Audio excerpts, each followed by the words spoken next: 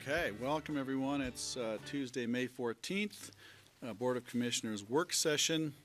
And today we've had the honor of having Representative Julie McCluskey here and Hadley, is that right? Her assistant.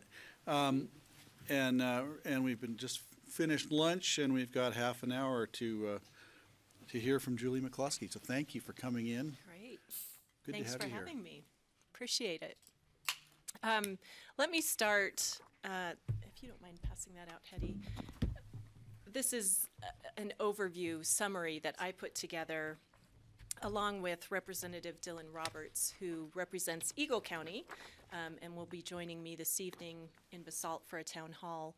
And this is an overview of what our accomplishments were in a couple of the major issues and topic areas. I would say, while we did not introduce as many bills as were introduced last year, 2018, I would say we were more productive and certainly tackled some of the bigger issues, both things that I know this community has heard about as well as the rest of House District 61, but issues that have, I think, risen to the top for many communities in this state. And regardless of whether a community is rural or urban, we're all facing challenges with healthcare, education, and certainly climate, environment, water, taking care of where we live and the great state that we all love so much. So a quick highlight of just some of the bills that I'm certainly very proud of that we were able to get through. And then I'd love to hear from all of you on any bills that you continue to have questions about and or concerns about, and what more we can be looking to now for this next year. There were a number of bills that kind of put into the bucket of expanding opportunity and continuing to work for a fair economy for all. We did pass an equal pay and equal work measure with, I hope, as much of a focus on education and helping businesses better understand their responsibilities, as well as how they can be sure that their pay scales and wages treat all members of our communities equally and fairly. We did pass a minimum wage law, and I would love to get your feedback on that particular effort. I had champions in House District 61 for that, and also folks who were concerned, particularly members of our business community, folks who were worried about the impacts that might have on local businesses, and for us in resort communities, certainly a challenge to try and be fair and measured with a minimum wage. Summit County is starting to have some local conversation about what that might look like for us in the community, and I'd love to know as well what Pitkin thinks. Some of the other efforts, I was Probably spent the bulk of my session working on reinsurance, and I'm extremely proud to say we got that across the finish line on the very last day of session. Just a little bit of context. We started out with, I think, a fairly bold vision for what we could do to try and improve our healthcare system. And that was to create a way that we could draw cost savings out of our providers, our hospitals. The reinsurance program that we had initially designed would have reimbursed our hospitals and providers at a certain rate, a reference-based rate compared to Medicare. While we were able to show through an actuarial analysis that we could do that, we could achieve the 30% reduction in health insurance premiums along the western slope that we were after, we were receiving very strong feedback from the federal government that they would not approve the federal waiver, which is really essential to being able to run the program. We redesigned our bill halfway through session and went after still our providers, recognizing that we felt that was where a great deal of the additional funds were in the healthcare system, and built a program at $150 million per year that our hospitals would help us fund over the course of 5 years. We did cap the amount that our hospitals would be contributing, $500 million, and we also made an exemption to make sure that any hospital in a rural setting would be protected. So Aspen Valley, for example, would have been protected under that version of the bill. Unfortunately, we received a legal opinion that $500 million would fall under the hospital provider fee provisions and would be counted in much the same way. Because of that, we would have gone over the 6% cap that the federal government has set, and we would have forfeited our $650 million Medicaid match. We didn't want to lose that funding, so we went back to the drawing board one last time once the bill was over in the Senate, and we were able to cobble together roughly $120 million to be able to launch reinsurance instead of 5 years as a 2-year program, hoping that either we find a different funding stream in the next 2 years, potentially a nicotine tax, which did not make it out of the session this year, or we get our public study option up and running and we're able to bring something new and different to our communities, particularly along the western slope, to help alleviate some of that pressure that we're seeing in healthcare costs right now. But all of that aside, I just checked in with the Commissioner of Insurance yesterday. We are scheduled to sign the bill this Friday in Summit County. Once it is signed, he will file for the waiver Saturday morning, I hope. And in the next 2 to 3 months, we should know if we qualify for the waiver, if we receive the waiver. And he anticipates that we will see a close to 30% reduction in health insurance premiums out here on the western slope. So, That's yeah. big. Very excited about that. There was a lot of good work done in healthcare, though, and I'm sure all of you are familiar with some of it. Hospital transparency, a great bill to start looking at what the cost drivers are in the system and why we're spending so much. In my hometown hospital, 800% in emergency room, 800% of Medicare for an emergency room visit, right? We see much less along the Front Range. We want to be able to assess those cost drivers and see if we can't figure out how to provide and deliver health care in a much more cost-effective way. So Julie, I know you've looked at this and we've discussed this, and instead of having the entire burden on the providers to try to spread those costs over, including the insurers. So what Yes. happened with that, or is that going to be a sort of a possible funding mechanism down the road? Really good question, George. The first version of reinsurance, last year's version, was defeated in the Senate. And last year, the bill had been designed with a 2% assessment on insurance carriers. The concern, not only from our business community, but also from many of our employee advocacy groups, is that 2% would have been passed along to the employees. And it certainly never made sense to me that a housekeeper working in one of our hotels in Summit County who is struggling to make ends meet should see a 2% increase in their health insurance plan so that we could provide some relief on the individual market. We really felt with the very first version of reinsurance that we were going to help incentivize cost reductions, those cost efficiencies, right? Because once the attachment point, a certain dollar amount was reached in a claim, our hospitals would really have to analyze, do we need to order all of those tests? Or if we do, how can we do this in a more cost-efficient, cost-effective way? Never a goal to reduce the quality of care. That certainly is not what we're after. But with some of those reimbursement rates at the high levels that we were seeing in some of the data analyses that we had completed, we just felt like there was a way to bring down that cost. Does that answer the question? I should say in the current version of the bill, there is an Affordable Care Act tax. It's called the HIT tax. If that is applied on our carriers this year and they build it into their premiums, and then that tax is suspended as it was last year, we would take that $30 million and assess it back from the carriers at no cost to individuals in the marketplace and put that towards the plan. But right now, that's a bit of a what if. Not sure that we'll see those dollars materialized. Boy, there's so many pieces and parts to it. Yeah, you all know my background's in education. Yeah. I learned more about healthcare than I ever thought I'd want to, and I still know nothing. My background's in healthcare, and I'm confused. Sorry. Yes, Steve. Since the nicotine tax failed, and that was going to be part of the funding for the reinsurance bill, how did you make up that funding, or does that jeopardize the reinsurance bill at all? That really would have been the answer to the 5-year plan. We do need to find a sustainable funding mechanism to extend the program beyond 2 years. After talking with the Commissioner of Insurance, once we realized we were not going to be able to pursue the $500 million version of that plan, we still felt like the 2-year version would be significant in reducing what so many people are experiencing in the individual marketplace, but hopefully bringing in more lives so we create a greater pool of insured lives, and potentially bringing in more carriers to create more competition in the marketplace. While 2 years isn't ideal, I would have liked 3.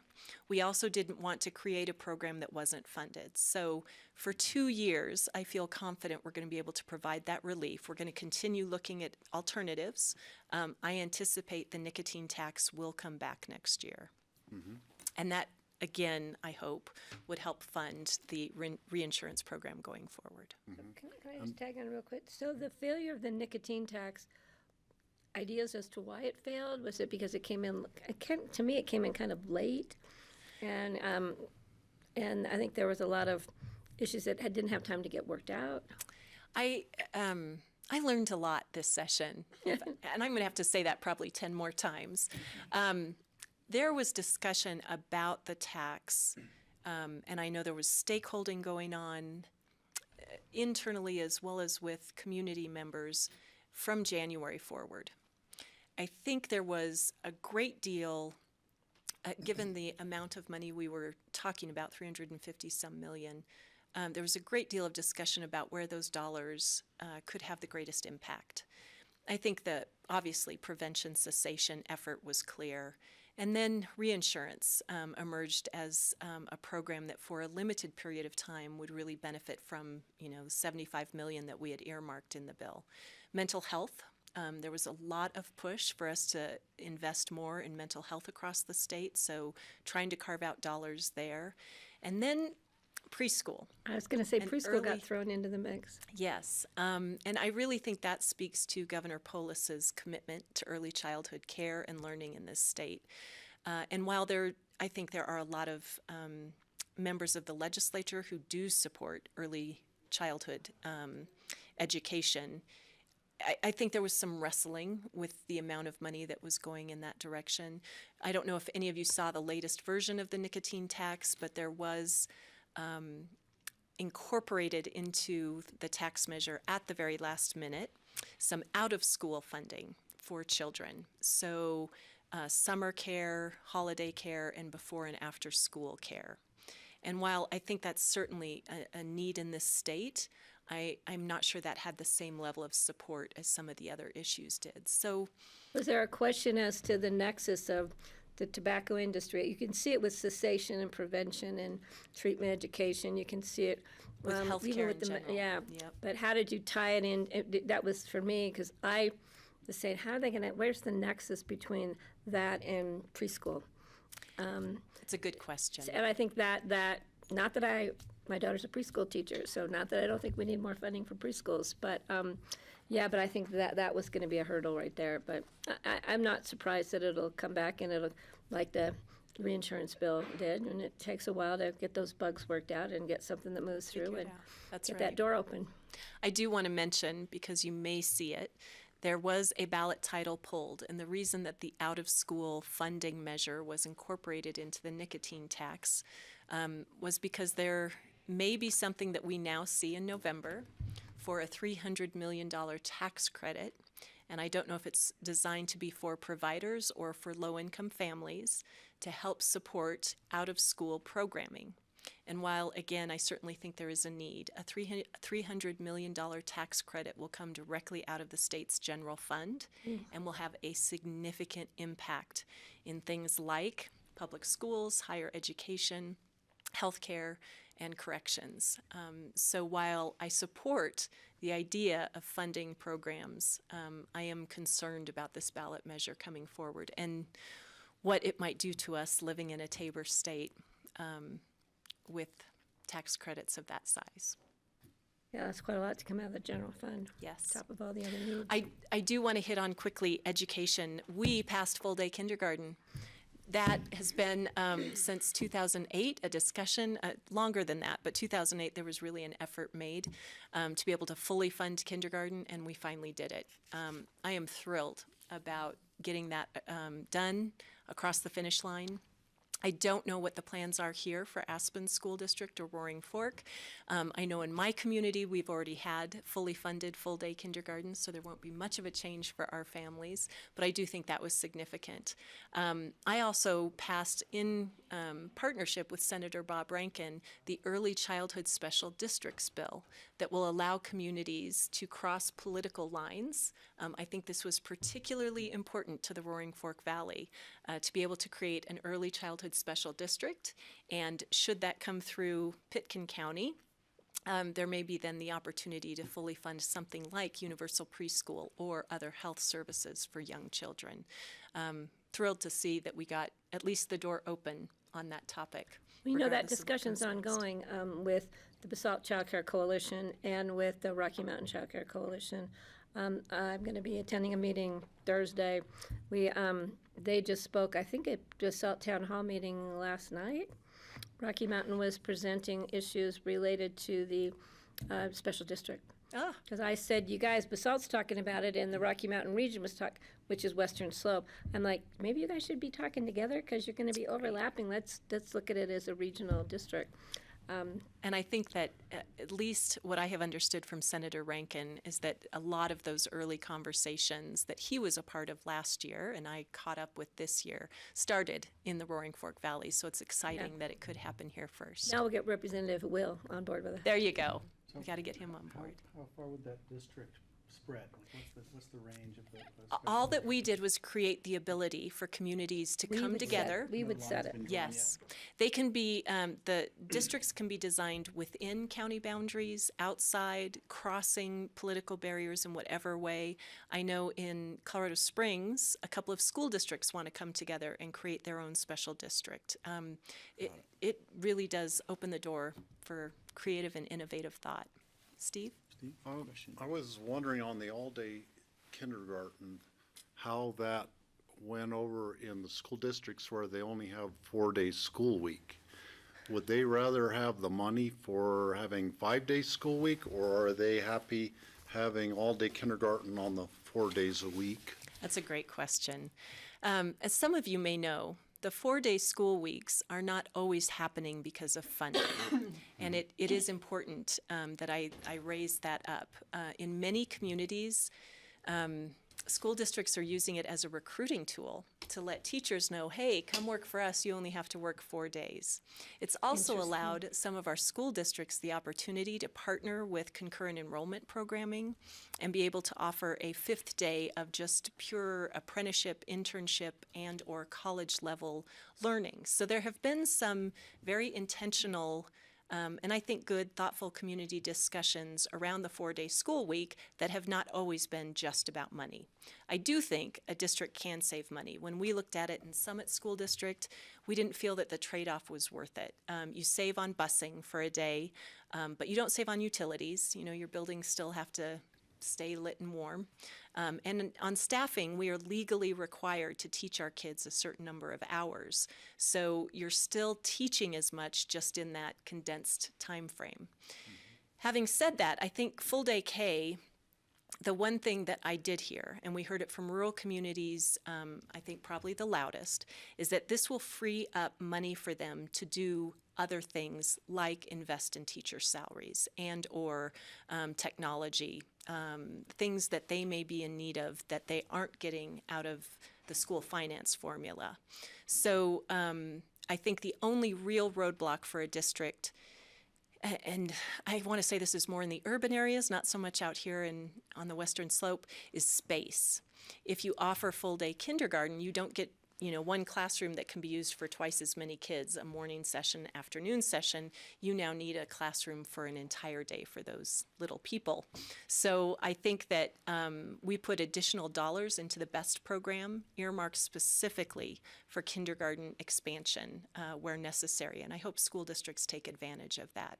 But I think generally, school districts felt like the $175 million that now covers kindergarten expenses, if they were charging families, while they may not see the full of that money in their district realized in another way, it at least opens the door for funding to be used elsewhere.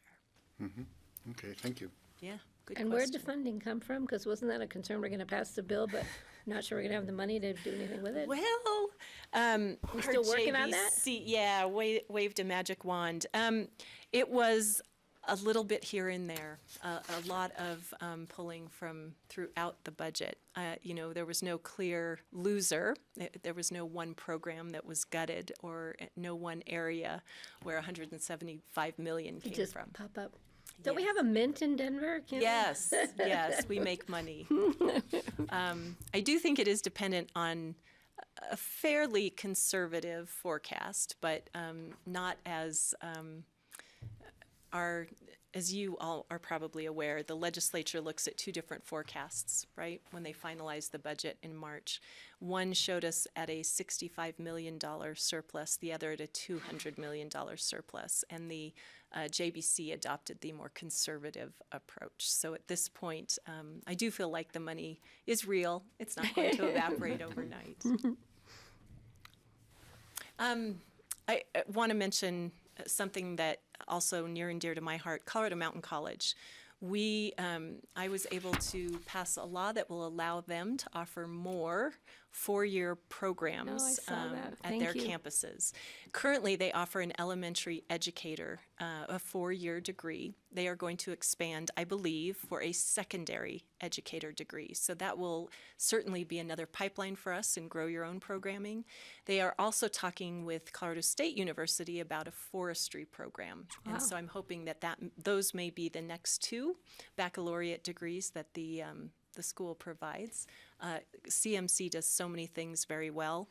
I know they're popular here in the Roaring Fork Valley and in Aspen, so nice that we'll get to see them have that opportunity to expand 4-year degrees. So for right now, it's a programs. nursing, an education, an entrepreneurial of some sort, and an environmental Sustainability, sustainability. yes. They have 5. Business administration might be the other. There are 5 Because that I they helped currently Senator offer. Dan Gibbs with that Did you? years back to get that Yay. first door open for the 4 years. So I'm glad to see it's moving forward, because having 2 kids go away to college, it would have been great if I could have kept him. I mean, It's such a great program. That's where my daughter got her preschool director's credentials.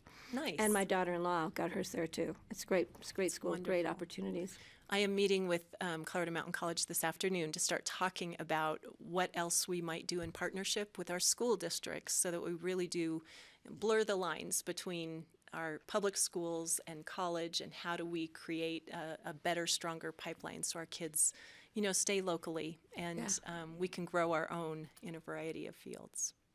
Kelly.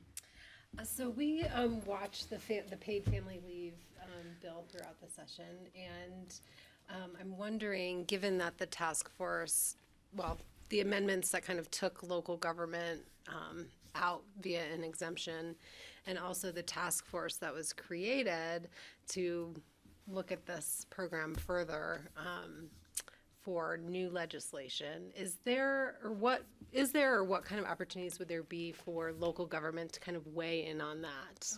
Since the specified members of that group don't include any local government representation. Great question, Kelly. I would be happy to follow up.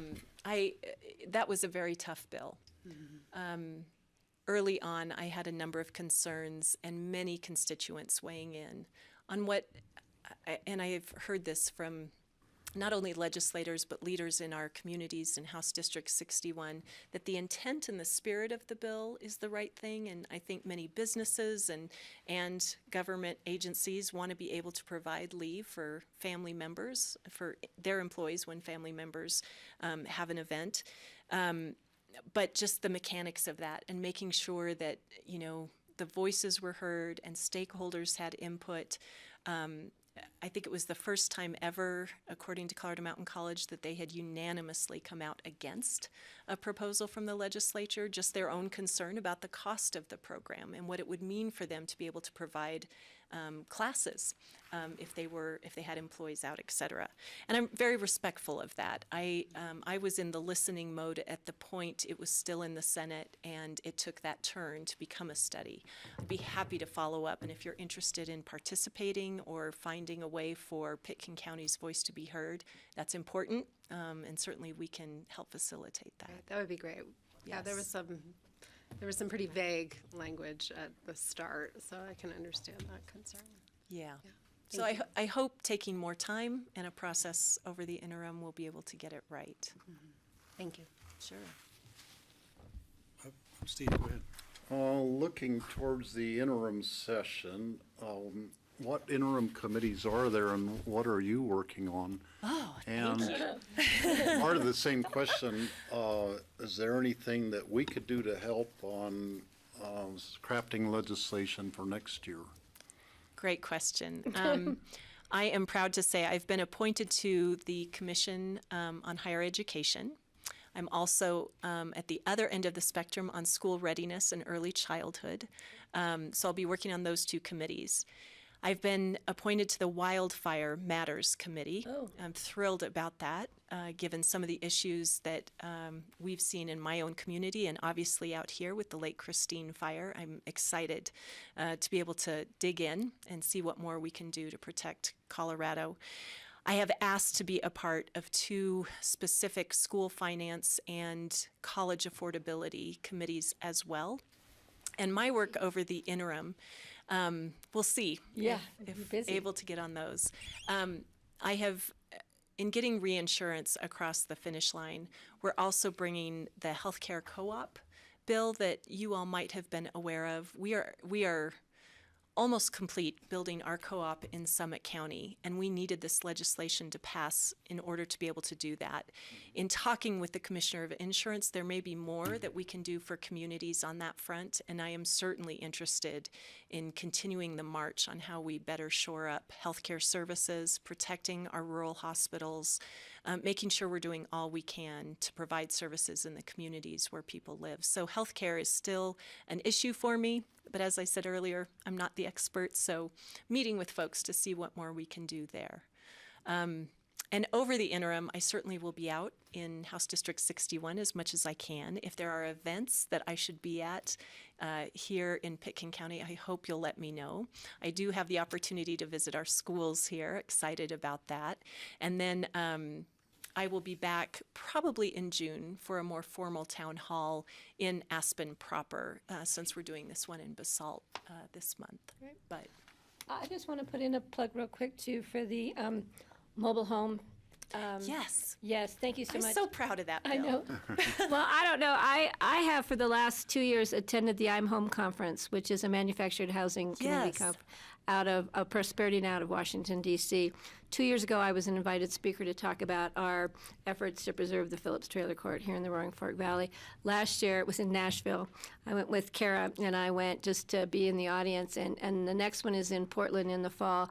I'm planning to go again. I'm getting very involved in these issues that come up, and they're coming up a lot in the state of Colorado about protection of the assets that people have, and they lease their space and own their home, and then they're getting thrown out because property values are going up, and it's taking away lives, and not just their structures, but their lives, their history, and their neighbors, and their sense of community. So thank you so much. I was excited. I can't wait to talk about it when I go to the conference. That's why I'm going to be bragging about you. So Well, thank you. And that I failed to mention both that and the Eviction Legal Defense Fund, that we were able to pull $750,000 together for low-income Coloradans who may be facing eviction, just helping them navigate that process, hopefully keep them in their homes by creating the right type of agreement with their landlord. But I had no idea what was going on in some of our mobile it's a home national parks. epidemic. It is. It's huge across the country when you hear about, especially in states like Florida. And there's a book, Esther, I can't remember. She's with DU. She's written this great book. She came and testified. She's for our amazing, bill. yes. Thank you. She's amazing. I first met her actually in the airport in Denver, and then at the Walgreens pharmacy across the street from the hotel in Providence, Rhode Island, when we were both speakers. So we've kind of kept this connection, and her book is amazing. She talks about living in these mobile home parks. She actually went in and lived in them and got the living experience of being evicted, and yeah, her book is amazing. It's real life stories. So she's a great lady. In closing, I know you have other things on your agenda. I did want to mention that we were able to pass the debrucing bills. So we will be running a ballot measure this fall for the state to debruce. 51 of our 64 counties have debruced, 174 of our 178 school districts have debruced, and most of our municipalities. Sorry, I don't remember that number off the top of my head. But this will be a chance for voters to weigh in and decide if, when revenues exceed the Tabor cap, can the state keep those dollars. We passed a companion bill that would put 1/3 of those funds to public schools, 1/3 to higher education, and 1/3 to transportation and transit. While I am a champion, certainly, of education, the transportation needs are great in this state. That was another very worthy area to put those dollars. I wish now we also had dollars going to reinsurance, but even with the debrucing measure, should it pass this year, we don't anticipate any extra funding for a couple of years, but hopeful that in the long run, we'll be able to retain those revenues. As you might imagine, that has been a fairly controversial effort so far, but it is going to the voters, which is exactly what Tabor prescribes, and I'm glad that we're able to do it and bring it forward. Well, we know how to rally the vote around here, right, Kelly? I just got a thing about signing up for being an election judge already, so. Oh, good. Elections. Yeah. I should give a shout out. Kelly was a great partner. I was hearing from Janice on a daily basis. Your county clerk is something special, and she worked diligently to make sure that the concerns of this community and other rural communities were heard. And I do think in general those concerns were acknowledged. And we even ended up with a 7 a.m. to 7 p.m. Election day schedule, which I think was the very last. She got everything plus funding. Yes, we dedicated funding to the effort, so that was also a plus. The only I actually think Pitkin County is in a very good spot. I don't think there's significant change for you all here. The funding is one-time funding at this point. We may need to look at more funding moving forward, but at least for startup, we should be ready for 2020. Julie, I'd like to ask you very quickly just about what's the schedule for convening on the Wildfire committee? You I just have not started. yet heard, Haven't heard yet. but it seems like that should be a priority, right? Well, as the Before we get into conversation is wildfire coming up, season. we just canceled our fireworks. The sheriff You enacted have. the ban. We're looking at, we had a presentation on the energy release component of all of our biomass and how dry things get, especially on 4th of July. It seems like that's the driest possible time to have a fireworks display. But those are important questions for us. I know we've done mitigation and supported, the state has supported mitigation for fire, like chipping programs and Yes. things like that. And that money went away several years ago. Be great to see that come back in. There was one significant bill that had initially required an appropriation of $3 million.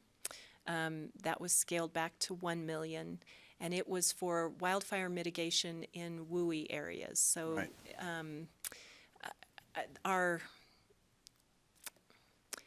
It was disappointing that we weren't able to put significant more funding into the program.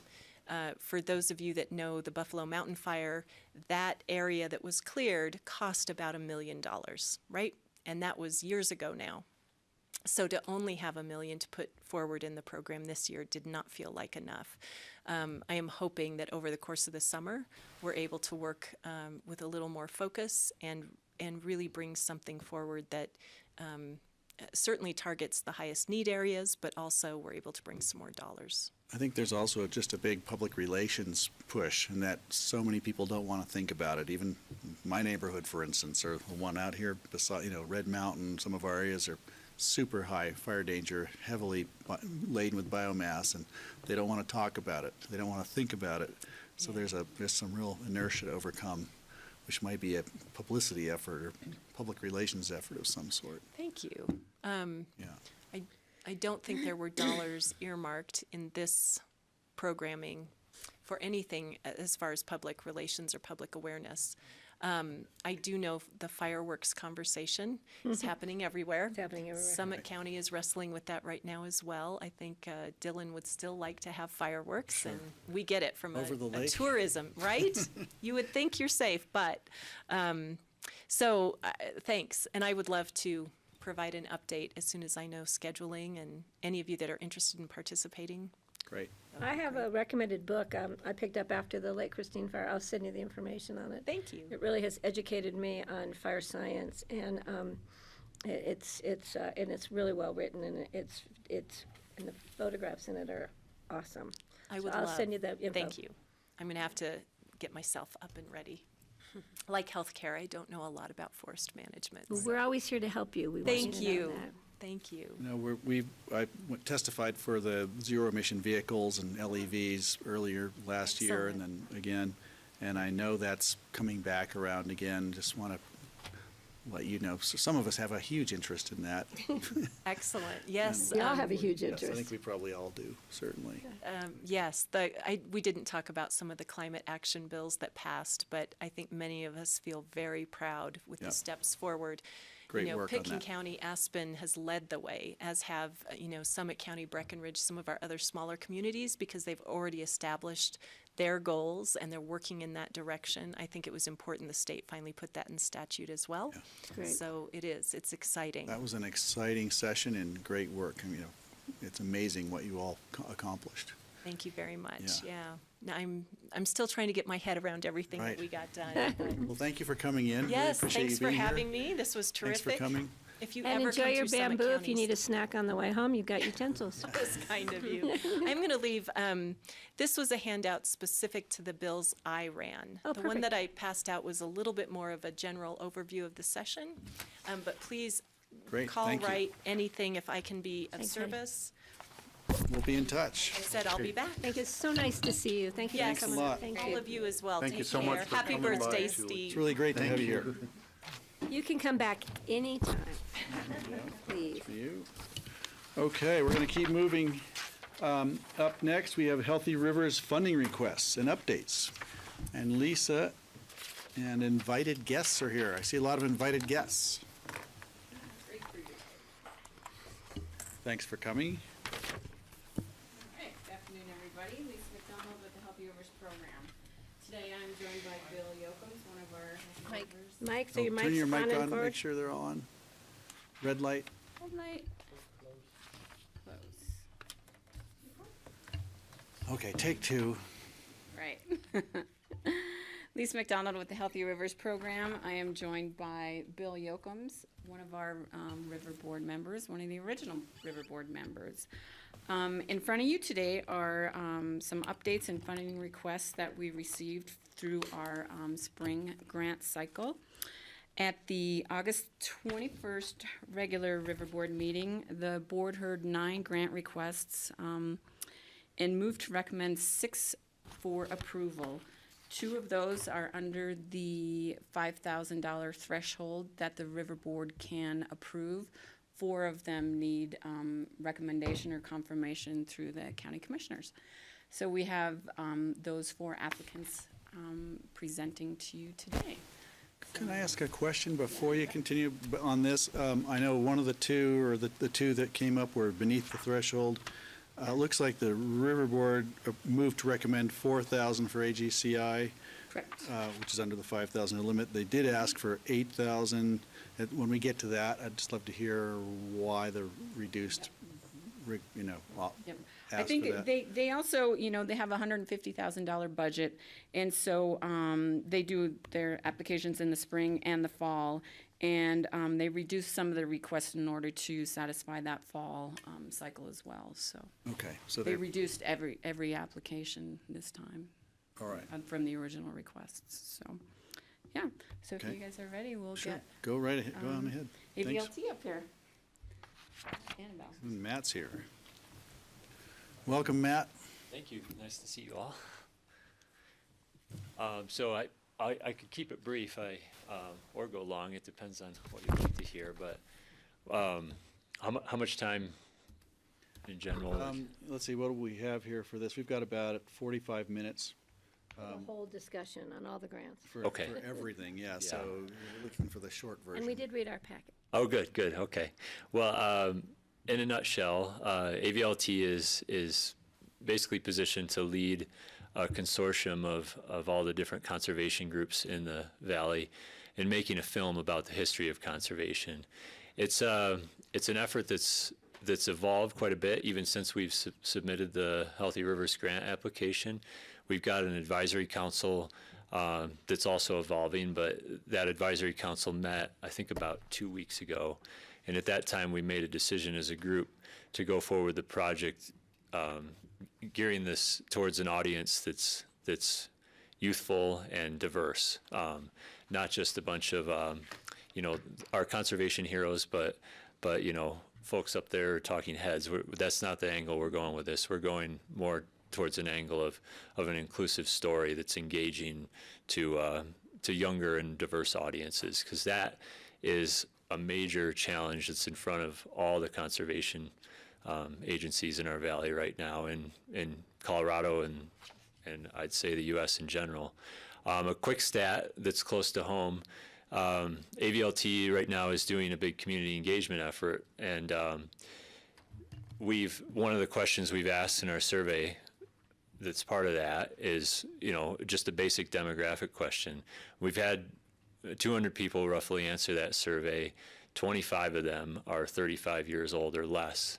2 of them are 25 years old or less. So you can see right in that simple statistic that we're having a hard time reaching a younger audience. A very small number of those folks are from the Latinx community. So that's another demographic that we're really wanting to reach. So the long and the short of it is that we need new tools to be able to relate to these new audiences, and we see this film as one of those potential tools to reach a broader audience. In the context of videos that a lot of the nonprofits that are involved in this effort usually make, we look at like $3,000 or $5,000 budgets to make a video. So this is a very different scale of what we're talking about, and I believe the major reason for that is to create something that's got the distribution and mechanisms to get it out there in front of an audience and be interesting enough to the audiences we're trying to reach. So with that, I think I'd love to hear any questions you have about it. Open it up for questions? I just, it's a lot of money, the overall project. I think, the Great Divide was great. We just need to make sure that we have an opportunities at this end of the valley to have this available to the public, an event or something, so we can share it locally, especially if we're pitching in significant amount of Pickens County dollars. We like to let the taxpayers know they're getting some return on that. So I'm sure that'll be part of the plan. It was in the past. And it was great to turn on public TV, and there we were, with the last one. So I'm sure we'll be seeing that again with this. So I appreciate the efforts. I think it's important. Somebody just handed me out. This is to memorialize the construction of our courthouse. Somebody just handed me this information today. Her great-great-grandfather was the architect. Yeah, so, and I think those things are important in this community, that we have that history to move forward in the future. We still have the history behind us to learn and live with. George? Bill, I just note your comment on here, your comment said requires a leap of faith that this will be completed. Well, that's true, but you got to start somewhere. And I attended the last meeting that Matt just described, and the gratitude expressed by everybody involved for us being willing to come up with the basic seed here was substantial, and so we thought it appropriate. Good, thanks. So we got to raise a lot of money after this. Steve? I'd like to know more about the AVLT loan reimbursement. It seems appropriate to me that AVLT would put $10,000 into the project and not want to get reimbursed for it because it is your project. Mm-hmm. And I say this as a member and donor of AVLT also. Yeah. Asking, we're going to put 10,000 in. Should we ask that it be reimbursed if you raise enough money from other donors and grants and whatnot? I do question that. It seems like AVLT should just be willing to put that much in and not expect to get it back, because you're getting the film and the use of that for all the publicity comes from that. Yeah, it's a good question. So that loan and reimbursement has never actually come to fruition. It was an idea that we might need to inject some money into the film early on to basically match grants or the like. And it seems that the direction that the advisory council has taken is a little bit different. So I don't think we're ever actually going to put that $10,000 in. Now there's a second $10,000 that our board, so basically the direction we have from our board in terms of pursuing the project is to attempt to recoup our costs in it. And to go to your broader point in question, Steve, we don't, there are some pretty strict rules around how AVLT or how any nonprofit can do a project like this. We have to make sure that it's mission centric, matches our mission basically perfectly, and we can't generally give grants of any sort to projects like this. It would be considered sort of a private benefit thing. So what we have, our challenge is kind of creating a situation where we can work on the project, be reimbursed for our staff time and any legal costs or accounting costs or things like that. And that's what we built into the budget. So we've got $10,000 of the total project budget would be reimbursed to AVLT. Now I will say we've been working on the project for about 6 months trying to just stimulate movement on it.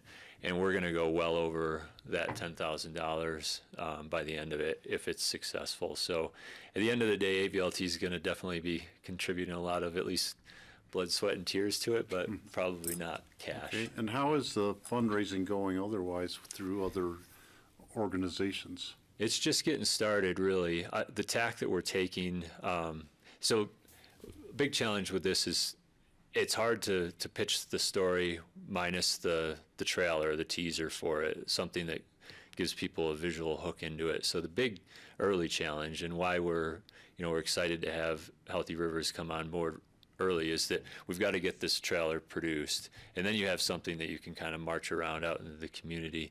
So we're strategizing with the other partners on the team to actually approach private donors beyond this amount to try to fundraise the rest of the trailer. And then beyond that, we're hoping we can get, some big local corporations involved and other private donors. So that's kind of the strategy in a nutshell. It's just really getting started, though. Okay. Kelly?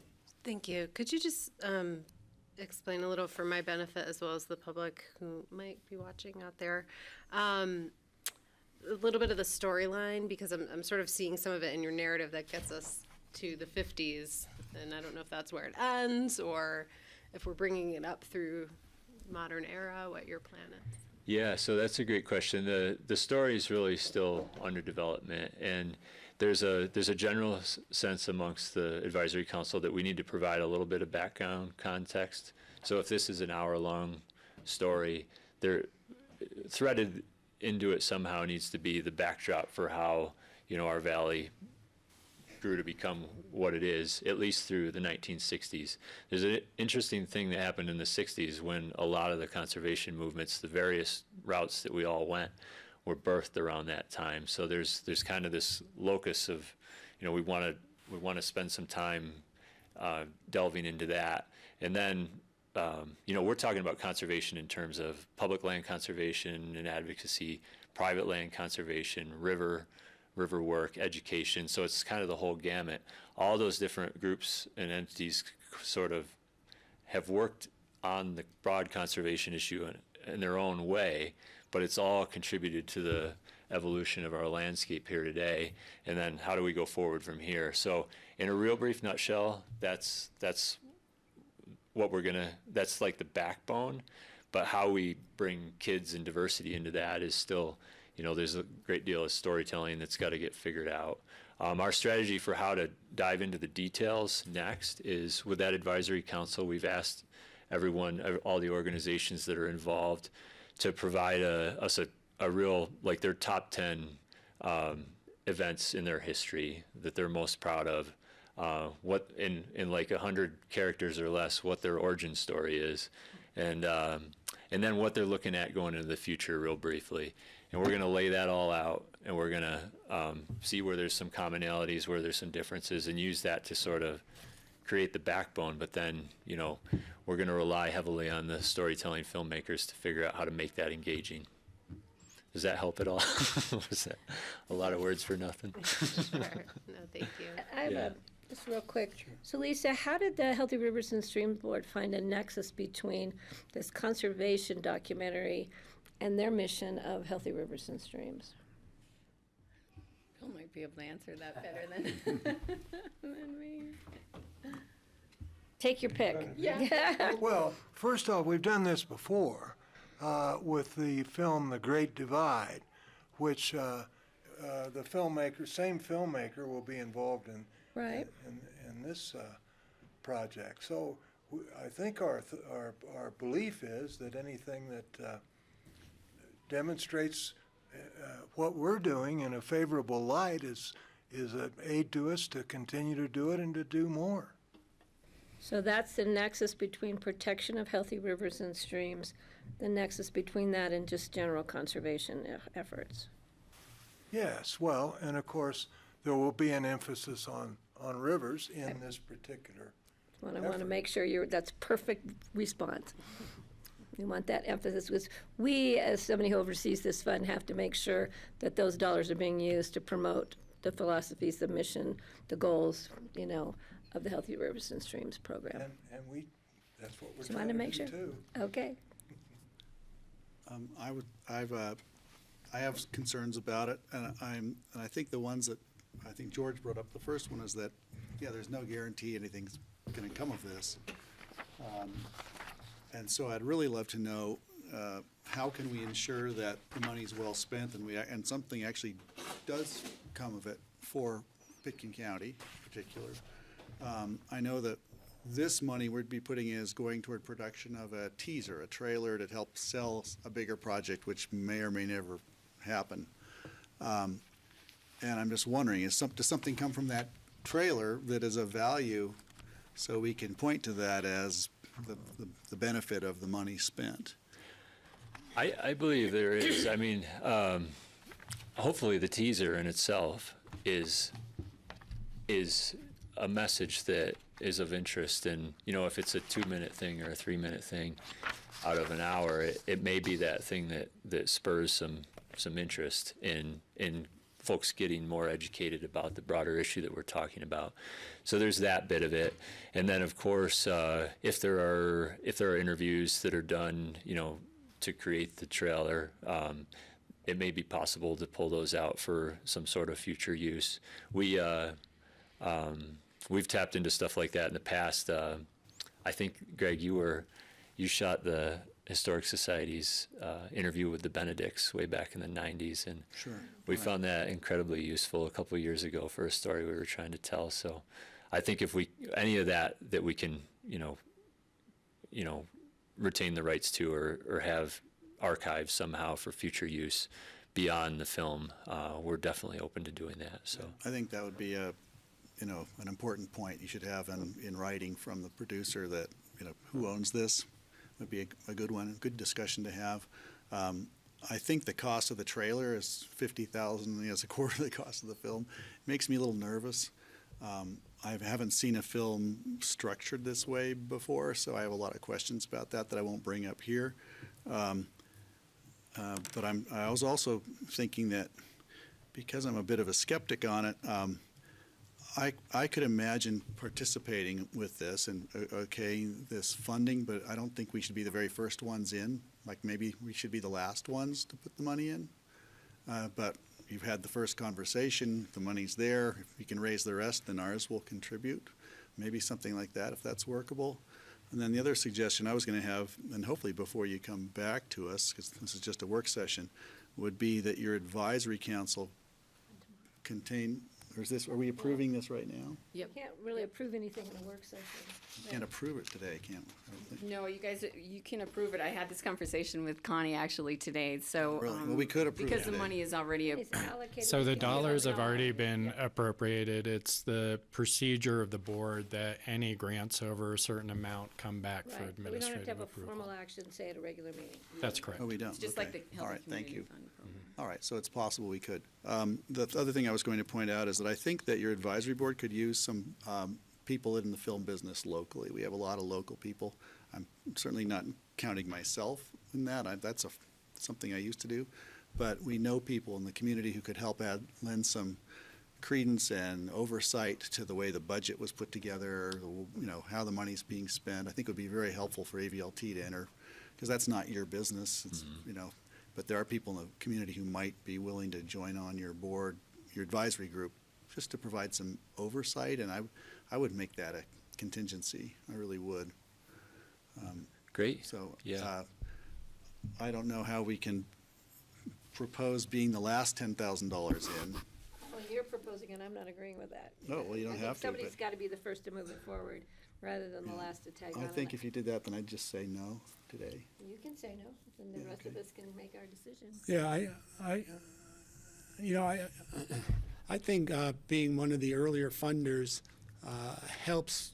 It is seed money, and similar to the Healthy Community Fund, it helps AVLT to go out and then garner some additional fundraising because they've seen that Pitkin County is contributing through our fund. So you've got to start somewhere, and I think that's the purpose of seed money and letting Pitkin County help be the lead, again, as we do in so many cases with the Healthy Community Fund, with that same sort of philosophy, rather than waiting to be the last ones in for those organizations. So I see your I point would about go early on, but I also sort of agree with your other comment in terms of being able to utilize some of the expertise in this community to ensure those dollars are actually being spent correctly and allocated right, because that's a whole nother skill set. Right. And I'm not sure how we can ensure that happens. I'll say that we'll absolutely outreach folks. I mean, I can't guarantee they'll want to do it, but you know, we'd love to have that sort of input on the team. So, and we're open to discussions about the wise use of the money, making sure that, you know, the budget line item by line item makes sense. We'll have those discussions for sure, regardless of the decision today. So, Kelly? Lisa, I have a process question for you. So looking at your scoring sheet, is there a minimum score that the board requires a project reach? Or do these get evaluated in relationship to all the other grant requests? Right, they're So all everything could be evaluated. Yep. 200 or lower, but if something's Right. 200 and something's 100, it's Isn't gonna there- get. I thought there was a threshold of, I thought they wanted like at least a score of maybe 300? But maybe not. No. Okay. We don't have a threshold. Right. So it's just comparison on the other grant applications. Well, of course, we do vote Yes. to yes or no, and then we follow up with this, so. So you vote yes to advance it to scoring? No, they vote yes to Yes. advance it to Yeah. us. And then to the board. Yeah. And of course, there's a discussion that precedes the Sure. vote, and I don't think it's ever happened that the votes were a failure rather the scoring was a failure when the votes were approval. Thank you. Did you have another question? Well, I had a thought, but then based on what Patty and George said, I think I like their thoughts better than, I was going to propose a solution, but I think I would be prepared just to support their application the way it is. With the Yeah. caveat that they really seek out some film advice from a local filmmaker, documentary maker. Maybe That's a great Greg, you could suggestion. provide them some ideas for them to follow Yeah, up on. some people they could I know, contact. I could certainly give names and Yeah. contact We're numbers. just talking about one of those guys today earlier. Yeah. Okay. Okay, so what do we need to do? We need to move on to the next one. Well, Yeah. we just make sure there's at least a majority here that support this. It looks like you have a majority. Yeah, I guess the last comment I would make is, I'm okay to support it, and I think Greg's contributions are good. I'm not seeing a very strong connection between how the film is going to engage the audience that you're hoping to target, and so maybe some outreach to some of the younger and Latinx communities that you hope will see and engage with this film might be good partners to have conversations with as well. absolutely, absolutely. That's an excellent point. Who's going to watch an hour-long history of conservation in the Roaring Fork Valley, in the Latino or the young, or is the audience even there? That's Yeah. a good question. Yeah, that's why we need the storytelling element, I think, in there, and that advice that you have is right on point, I think, so. I did want to say I'm enthusiastic, and I think something like this needs to be done. Outreach to that demographic, so important, and I really appreciate the effort, and I'm heartened to see so many groups involved and weighing in and joining you with this, so that gives me confidence. I don't think the proposal's there yet, I've got to say that. But if we have a consensus to move forward from the rest, I'll let it go. We'll keep it moving then. And then hopefully we'll hear back ownership of the footage. All those questions should be answered, just so that there's something to show for the money spent. Yep, absolutely. And if the money isn't raised elsewhere, where's the question? We put in ours, but you don't raise any more, what happens? They've used our money for their seed money, and that's where it went. You're okay with that? Well, not really, but we've got to get Okay, it well, we started should be somewhere. clear. Yeah. Well, they're not going to pay it back. I mean, Well, you're going to raise it all before you begin? That's a great question. So we're going to raise enough money to do the trailer before we start doing the trailer.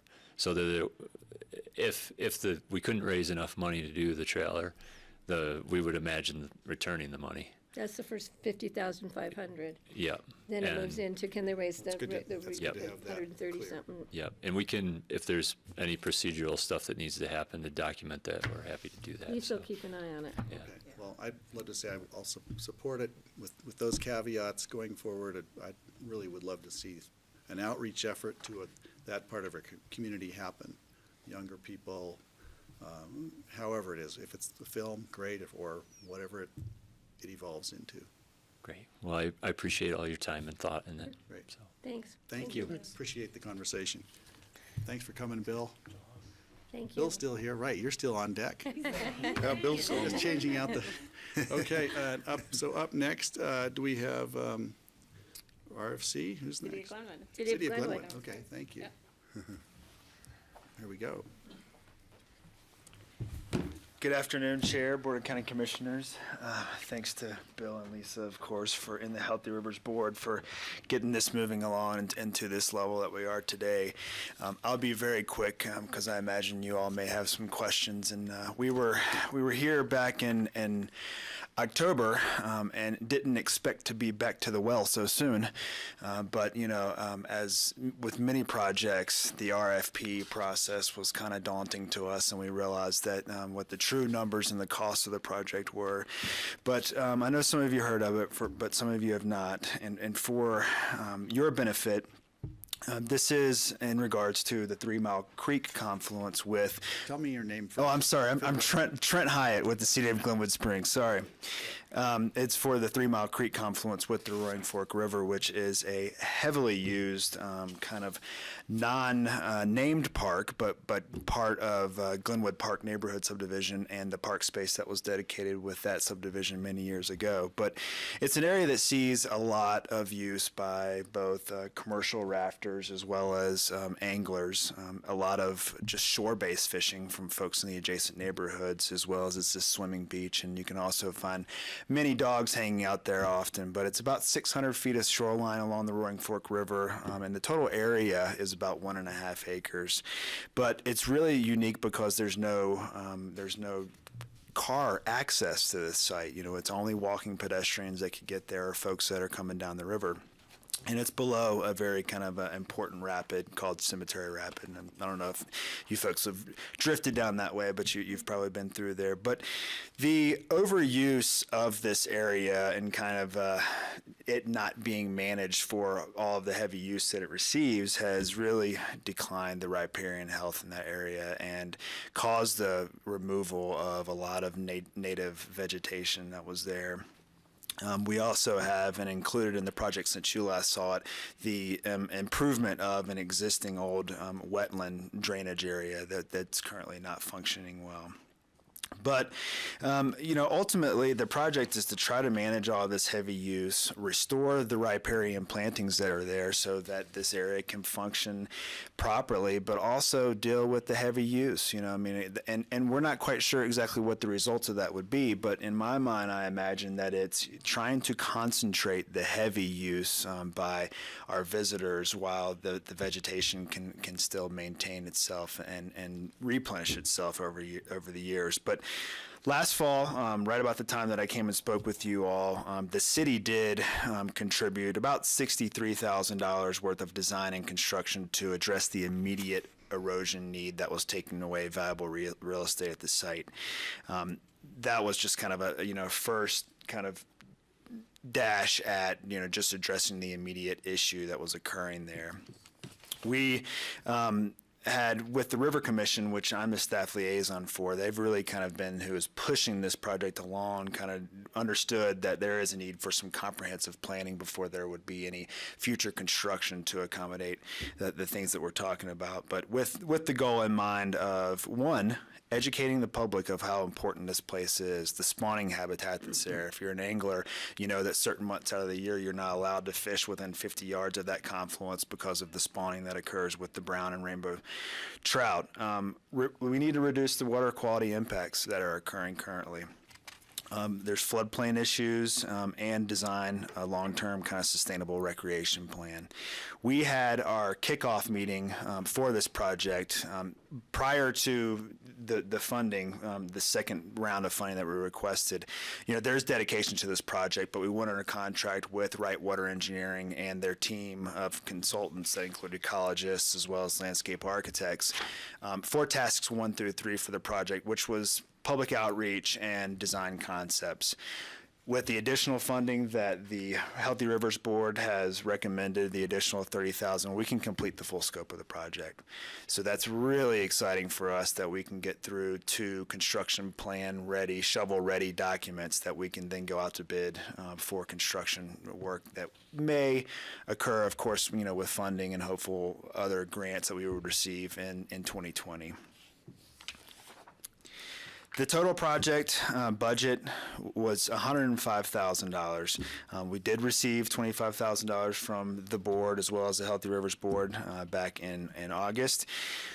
While this is not being funded by a specific line item by City Council, both our Parks and Recreation Department as well as Community Development that I work in have scraped together the remaining funds with the recommendation from the Healthy Board to get this project done because they understand that it is such a high priority by our River Commission as well as multiple City Council members. Again, we expect to complete this project by this fall, possibly by the end of the year, but we've already kind of had a site visit this past Friday and already been drumming up ideas for public outreach, including the Healthy Rivers Board. We know there was folks there that had requested that they visit the site and be involved in the process, as well as Cypress Elementary that's just close by, trying to get something involved with one of their elementary classrooms to maybe give us ideas and think about concepts and to understand the value of the riparian areas and its contribution to water quality for the whole valley. But that's planned for July. We're actually looking at, we're not sure of an exact date yet, but we're looking at a Saturday kind of on-site meeting, to get folks out of a room someplace where you're talking about ideas and get them on the ground, touching soil, learning about plants and the trout species. But we have a lot of support for this project. Again, obviously, our city's River Commission. Our packet included letters of support from the Conservancy, RUDI, Water and Power Authority, the Colorado Basin Roundtable, of course, Parks and Recreation, and you guys. We see you as a partner in this, and we'll make sure that you're represented the whole way through, whether it be through interpretive signage, whether it's from just surveys that we send out to folks, making sure that they understand that you are helping to fund this project and are a player. Do you have any questions? I have a comment. I'm quite familiar with this little park. Yes, hey Betty, how are you? Good to see you. And the fire department did a pretty major fire mitigation in that area. It's beautiful. It does need help. That drainage is pretty creepy, pretty gooey on that side. There's a lot of wildlife that's attracted there. And I saw last summer, to compliment the local anglers, very high respect for not fishing during certain times because of water temperature and the traumatization to the fish habitat and to the fish. So I think it's a great project. It definitely needs to be done. And there's a lot of erosion there that was running downstream. I think restoring and shoring up that stream bank is critical for many reasons, for the water quality and for the habitat quality. So I think it's a great project. And if the board wants to know exactly where it is, I'd be happy to take you down there one day.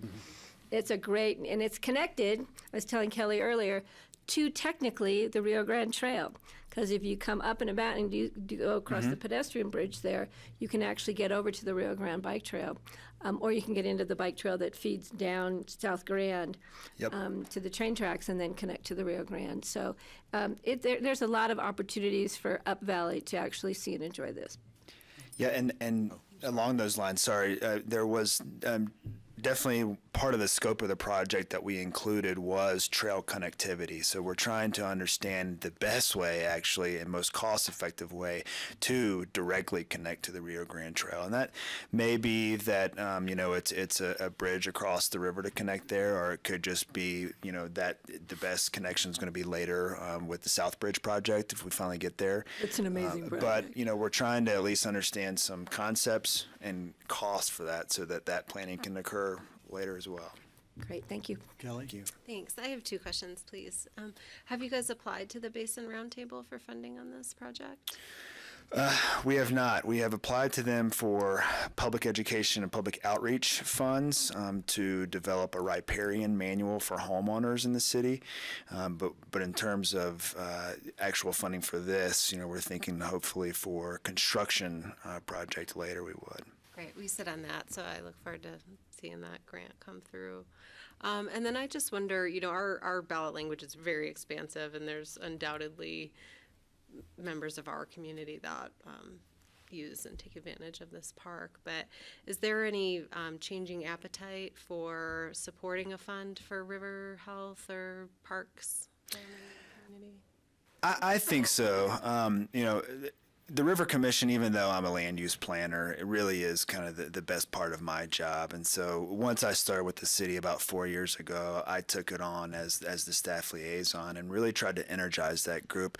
But we also had folks that were appointed to the River Commission that understand its importance. We've got, I think, 2 water attorneys, 3 water resources engineer, a angling guide, as well as a soil scientist now on that board. So this group is not only enthusiastic, they are extremely educated in understanding of the importance of our rivers to our economy as well as to our health.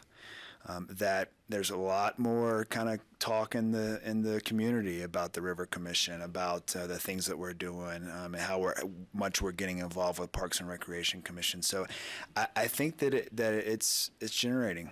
It's just that those things take time and effort. Yeah, because I'm happy to support this. I'd love the narrative to be more like, isn't this wonderful? These things cost money. We could do more of this. We can help them with Down that. Valley. We can come down and share our stories with them. Well, you'll definitely be invited to our our work day there that'd on be a Saturday in July. So That'd be great. we'll let you know as soon as that date's pinned. Steve? Happy birthday. At one time at the Basin Roundtable meeting, there was talk about a reservoir that was on the Bergenese property on 3 Mile Creek, way far upstream, and that reservoir had been decommissioned at some point, or breached, or I'm not sure. And I know that at the time the talk wasn't to redo that reservoir, but the thought occurs to me that if that reservoir were repaired and used again, that it could be potentially a source of water in 3 Mile Creek to come clear down to the Roaring Fork, because I'm sure a lot of times of the year doesn't make it down there because it's all drawn out for irrigation. So just a thought that to look at going into the future, not related to this exact project now, but something that city could look at in the future. Yeah, thank you. George? No, I'm good with it. I'm okay with it. Good moving it along. Thank you. Right? Thank you. So this is a sincerely for $30,000 thanks. approval for a $30,000 City of Glenwood Springs for this 3 Mile Creek Confluence Comprehensive Planning and Design Project. Okay. It's a mouthful. It's a mouthful. Well, thanks for coming in. Thanks for presenting. It's great to see this. This is a tangible thing we're going to see. Yeah. It's great. Thank you so much for your effort. Thank you. Note, some of the Healthy Rivers and Streams board members gave it a 500 out of 500. I saw that. I noticed that too. Yeah, I'll be that's dragging great. new grandbaby down there before long. Yeah. Thanks. Thanks a lot. Okay, up next. Roaring Fork Conservancy's up next. Here she is. Heather. Hi, thank you all. Heather Lewin, I'm the Science and Policy Director at Roaring Fork Conservancy, and we're requesting funding to do a flow evaluation study on the frying pan. you have this information. I know all of you up here are a very water savvy crew. So the quick background, Root Eye Reservoir is the West Slopes compensation for the Fry Arc project. All the water in Root Eye is currently contracted or designated for pool water or fish water. And how that water is being used and managed is starting to be a bigger and bigger conversation, particularly following last summer. We saw a lot of creative management coming out of the reservoir and the contract holders as far as how water can be used for downstream uses. Most of the water is designated towards either the Grand Valley or 15 Mile Reach in that same area, in the Grand Junction area. And so what we're looking to do with this tool is to ensure that as management begins to move, change, and get a little bit more creative, that we're paying attention to local needs and uses of that water as well. So we're looking at the environmental impacts on the frying pan as that more water starts to move down at different times of year. That might not be when water is historically moving down a river. We want to make sure that we have a foot in the game when these conversations come in, both ecologically and economically. We were able to work with the River District and the CWCB this winter to get an in-stream flow augmentation for this winter, where water would have run at about 39 CFS, to bump it up closer to 60 CFS, which is what our winter studies have found to be necessary for beneficial aquatic health in the wintertime. However, that study is based mostly on anchor ice and anchor ice formation, and so we want to be able to understand if there are other uses and other needs, particularly in the wintertime, if there are impacts of high flows beyond the angling community in the fall, and how water's being moved through our valley, and how that impacts locally. Questions? I think it's something we've been watching for a while, and I think we need to continue watching it and finding out what we could do to better that environment up there. It's critical for many reasons. George? The only question I have is, we've funded quite a few different studies on the frying pan through the Conservancy. Do we have an idea, Lisa, how much over the years we've funded to For the? everything for the Conservancy? Yeah. Since probably, I think, including the whole watershed plan and everything, it's about 305,000. Yeah, so that's a substantial amount of dollars that we're funding the Conservancy, and I'm not complaining about that. I'm just saying it seems like we are the major funder, or one of the major funders for research and studies outside of your Capitol building, which is done now. So I would hope that down the road, as you were successful in terms of your capital projects, fundraising, that you'll be able to continue to look towards your funders to aid in further studies and support the dollars that Pickens County is providing. Yeah, I think many of the dollars that you provide, we leverage. We match usually 50%, if not more, of those dollars with state money, with private funding, with grants, and with other things. And so we're really appreciative and think that a lot of work that we're doing does align with the Healthy Rivers Board mission. And so we're appreciative that they've continued to fund that work. Comments, questions from this side? Steve? Is the Bureau of Reclamation going to be able to use the information gained from this? They make their releases based on other criteria that necessarily than environmental ones, just supplying water for the endangered fish at times of the year, or somebody who owns water wants the water delivered downstream, or various things. But it seems like if they could use this information from a study such as this and be able to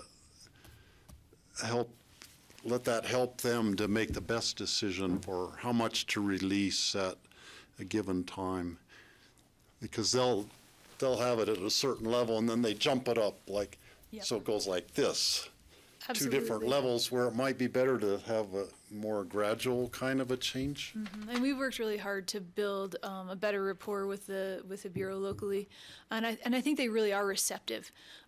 They're working a lot more with Parks and Wildlife in how they ramp up and down flows so that it's not those big giant jumps that happened that we all recall that wasn't all that long ago, 4 or 5 years ago. And I think by establishing these flow targets, it helps them be able to say, okay, we're pulling fish water from Root Eye Reservoir and from 3 other reservoirs. So how do we time that?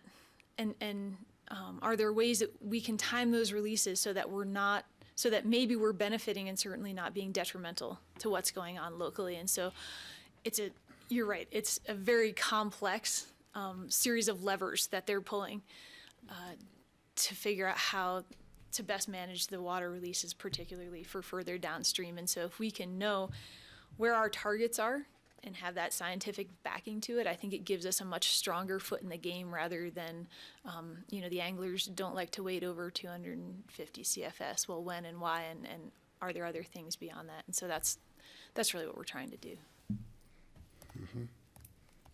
Kelly, anything?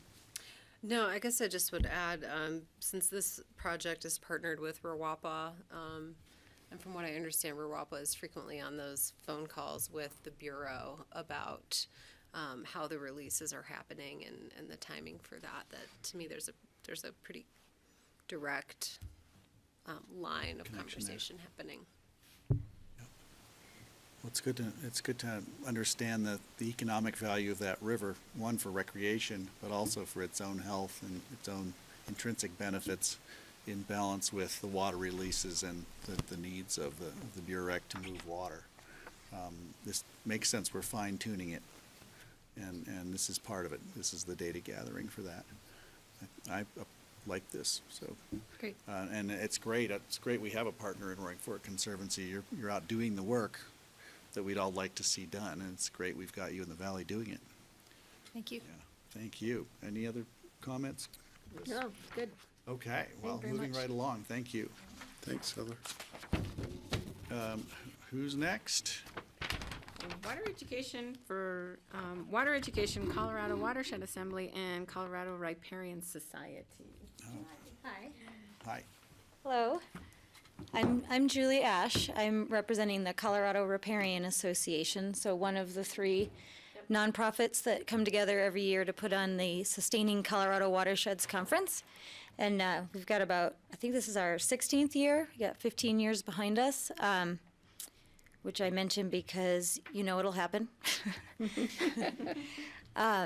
It's a really successful, popular annual conference in Colorado that its great strength, in my opinion, is that it's unique in the diversity of attendees. We have maybe half practitioners, which the Colorado Riparian Association, and that's who I volunteer with, we represent the practitioners, the scientists, the engineers doing the work.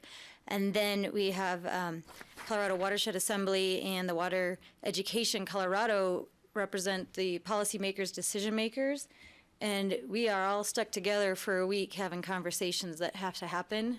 So the networking, the education, the awareness it's pretty unique as far as a conference, and Colorado's had it for a bunch of years.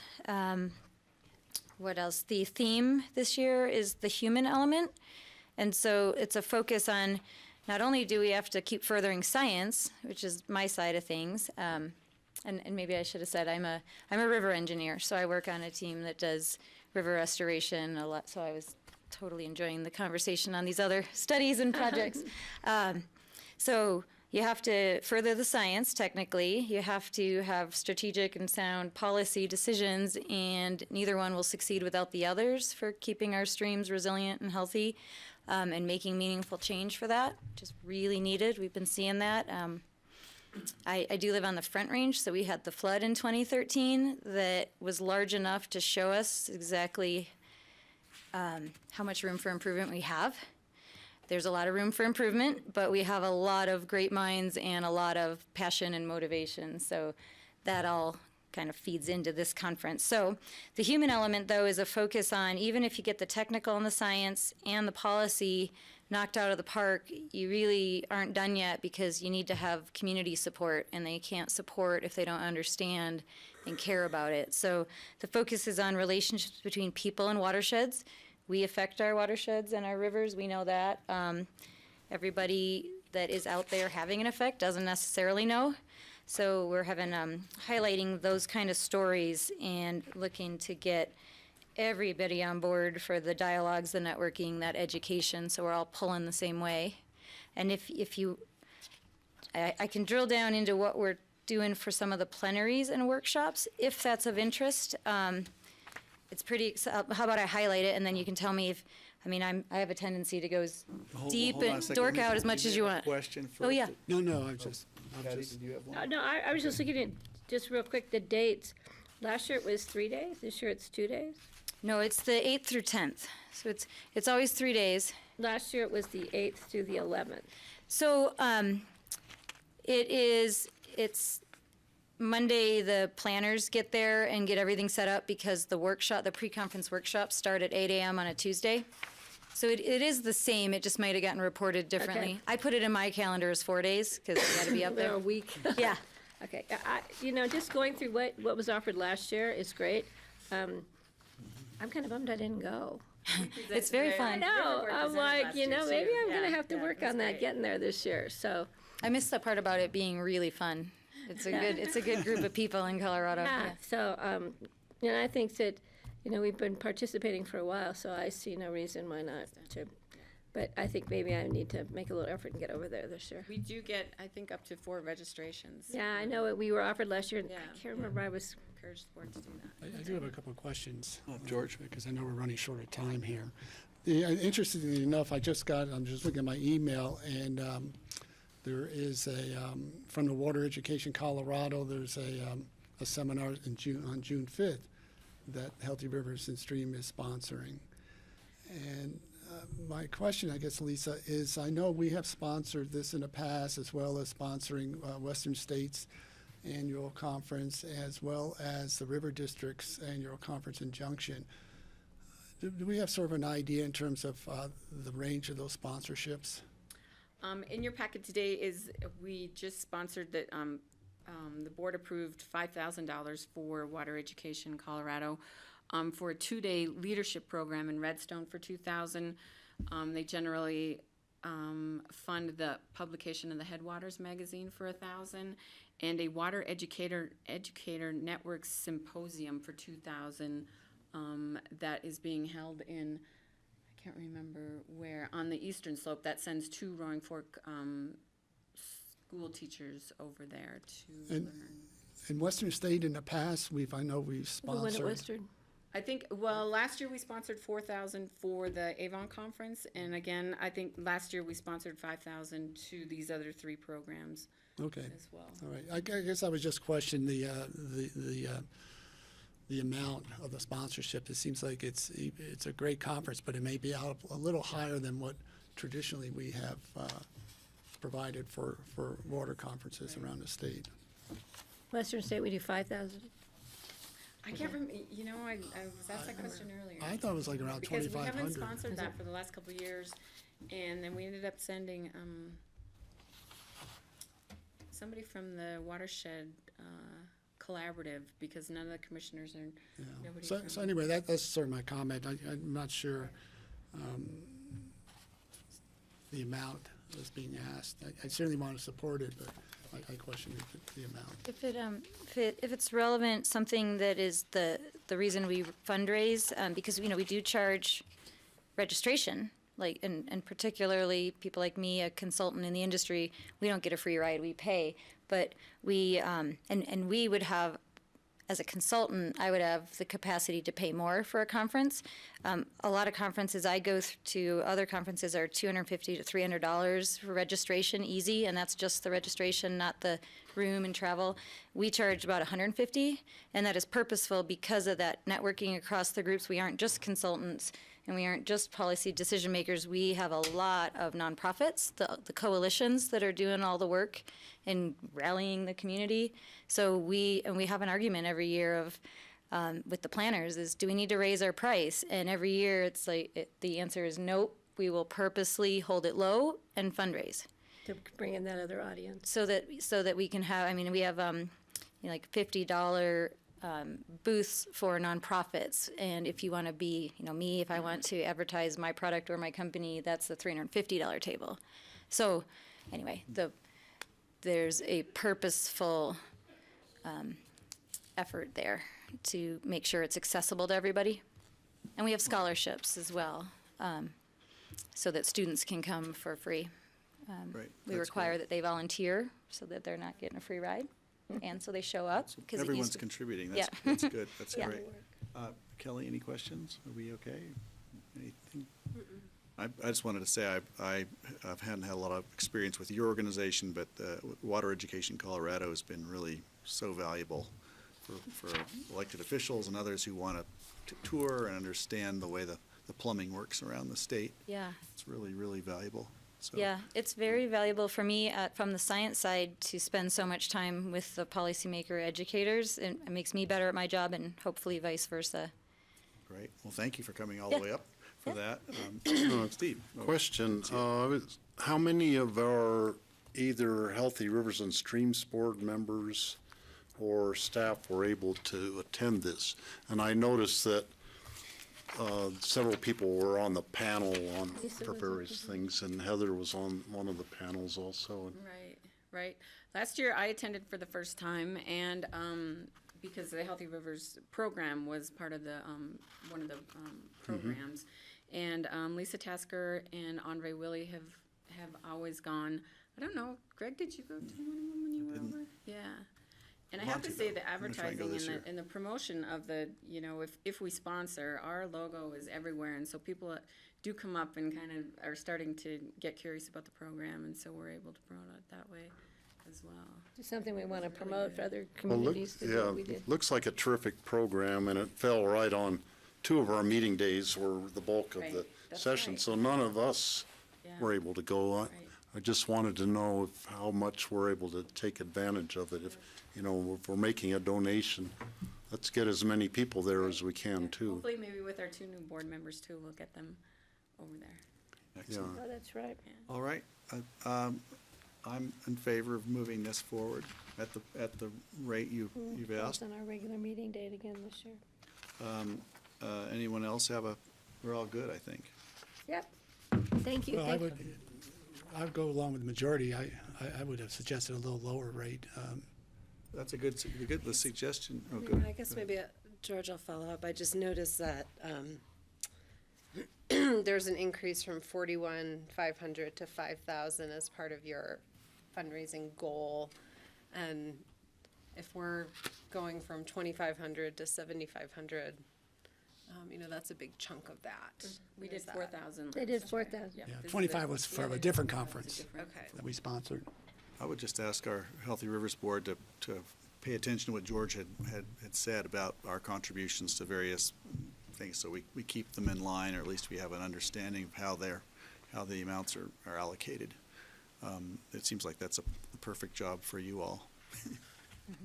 To your comment, Lisa, I think it's great that we are getting exposure, and hopefully that will educate and entice other communities to try to pass similar taxes. On the other hand, I don't want to see more sponsorship requests coming in from all over the place because, here's another grantor that we can tap into.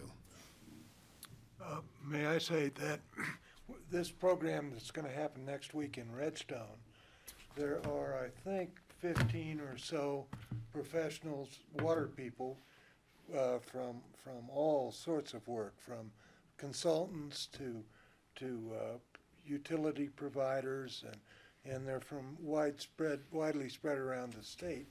And I will speak to them briefly and explain what we're up to. And of course, the unique feature of of the Healthy Rivers program. As far as I know, we are still the only segregated tax fund for this purpose. And the more we can explain to others what we are, then perhaps others in the state can move towards doing the same thing.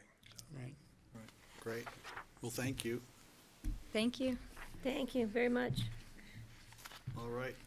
Up next here, are we going to have a discussion of the AGCI grant? I think that's just, Or- those two are more informational for you. Right, And I okay. do stand corrected, because I said the board didn't fund all the requests, but they did support funding everything for WECO and for Michael Schuster, a $2,400 grant for his work up on nitrogen sourcing on Cattle Creek. Right. The board didn't approve the 3 grants that are in your packet today, and I don't know if you had any other questions on the actual grant spring cycle. I love it. Echo ski wax. That's interesting. Yeah, we did do a letter of support. The board thought it was a pretty interesting program that he's doing, but didn't feel that they should support a production run of Yeah. the wax. So, That's yeah. interesting. Interesting. You have to Comes appreciate people looking for opportunities. All right then. All right. Just the quick update on the under 5,000. These are the 2 sponsorships that we spoke about earlier, for the WECO and for Aspen Global Change Institute, for the $3,651 for weather and soil moisture citizen science kits that went through. I think, did they do those in Redstone? Was there a conference in Redstone or a little? Not that I know of. No, it's through the Picken County Services, Senior Services. Oh, And so they yes. gave kits out to all the seniors and anybody else who wanted them, and so they're doing moisture monitoring for AGCI. So, and they said it was really successful, and Cool. So we'll hear back on that. Well, I would have gone if I'd been a senior. Oh, that's right. There you Yeah, go. how dare you date him? Okay. Anyway, that's it. That's it. Thank Thank you very you. much. Thanks for Appreciate you coming up. coming in. Yeah. Thank you all for coming. Okay, we're gonna, is everyone okay? Do you need a short break? Yeah, We're we're good. We're gonna behind. keep going. Okay, regarding upcoming regular meeting items, we have the memorandum of understanding between Rocky Mountain Medical Reserve Corp. and Just Picken stepped out. County Public Health Agency for volunteer recruitment Kurt and ran management. out the door. Kurt and Carlin are here. Carlin's here. Out. I'm here. There's Kurt. Comes He Kurt. should be back. There he is. Good timing. Left me here.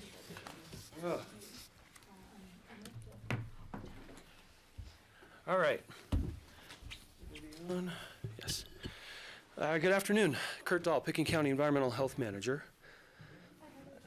Hey, Carlin Porter. I'm the Picken County Epidemiologist and Emergency Preparedness and Response Coordinator.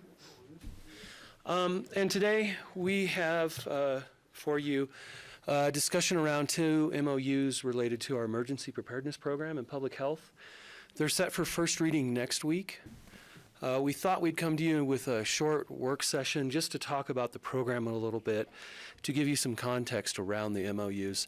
I'm not sure, I cannot remember the last time we have talked with the board about the emergency preparedness program in public health, so I wasn't sure about your awareness of the program. This is a program that we work under a contract with the state health department. It's one of the core services of public health. Just like environmental health and epidemiology, this is a service that we define as one of the core programs that we deliver. One of the important differentiations is that we do not work under the emergency management department with this program. We do coordinate with Valerie, but it is separate work from her. Public health has its own emergency response plan to public health emergencies and events. And that's really because if you think about public health and the emergencies that we have around public health, they're a little unique. When you think about SARS, when you think about flu pandemics, when you think about H1N1, there's some other pieces of the puzzle that make it a little more challenging, and so that's why public health has define this separately as a core public health service. You end up with things like mass vaccinations or quarantine that can be a little different than a natural disaster emergency. So today we wanted to talk a little bit about the program, give you a little bit about background and understanding of the MOUs. We'll talk about the We'll talk about the MOUs in more detail next week when we do our first reading. Really today was just more a background of why we want to sign the MOUs and why we think they're important. The emergency preparedness plan that we have lists a number of functions. One of them is volunteer coordination, which the first MOU is related to. Another, we look at the protection of our staff and the folks that are responding to the emergency and ensuring that if we're dealing with an illness that we're not exposing them to an illness or that we're protecting them from that illness with personal protective equipment or something like antibiotics. And that's the second piece of the MOU, or the second MOU that we'll talk about.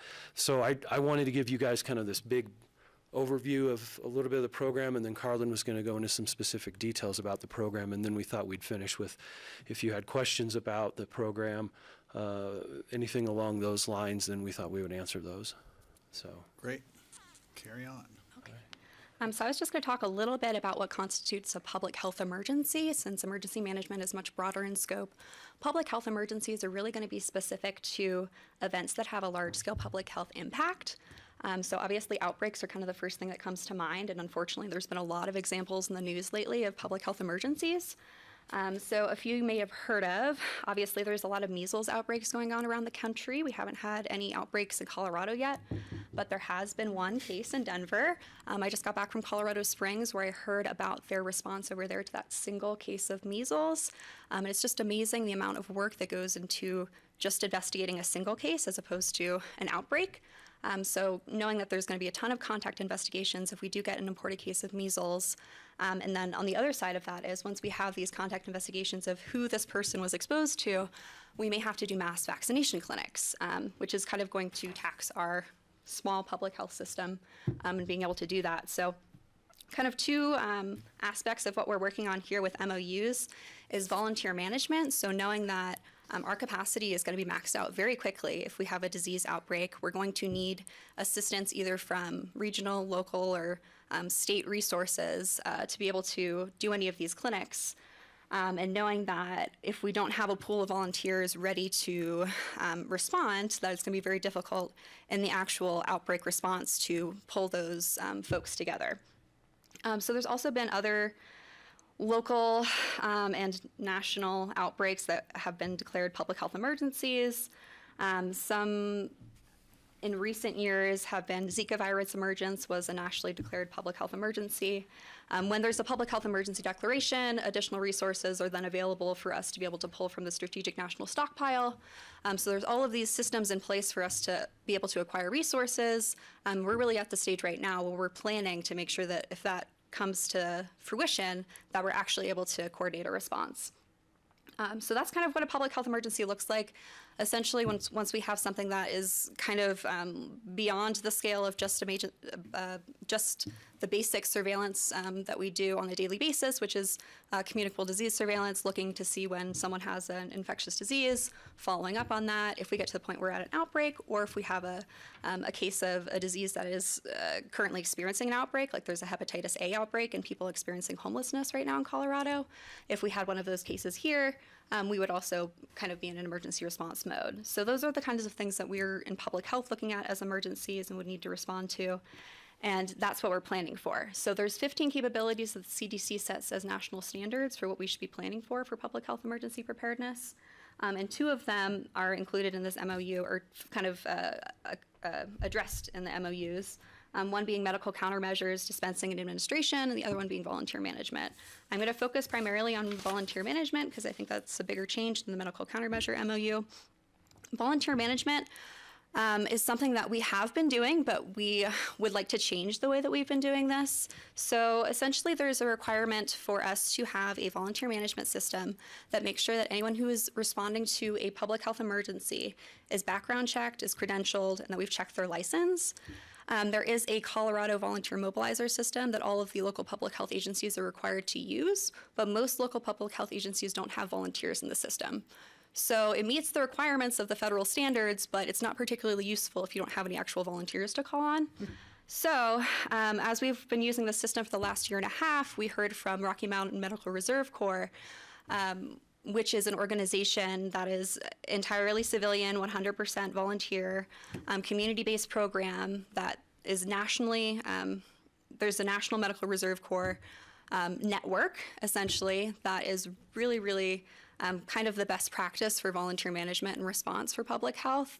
They have a lot of resources that would be able to kind of build our pool of volunteers while also meeting all of these requirements for background checks and credentialing.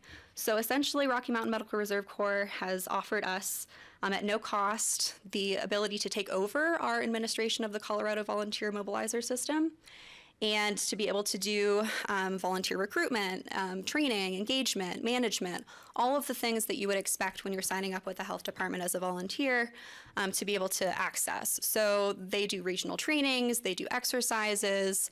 They also offer things like medical standby support at community events. So if that's something in the future we'd be interested in offering, we could do that as well. But really the idea is we know that there's a ton of folks in this community who are healthcare professionals, who are very experienced in what they do, who want to help in an emergency response, and we want to essentially prevent folks from self-deploying. We get into a lot of trouble with emergency response when volunteers just show up spontaneously and they aren't credentialed and they haven't been essentially deployed.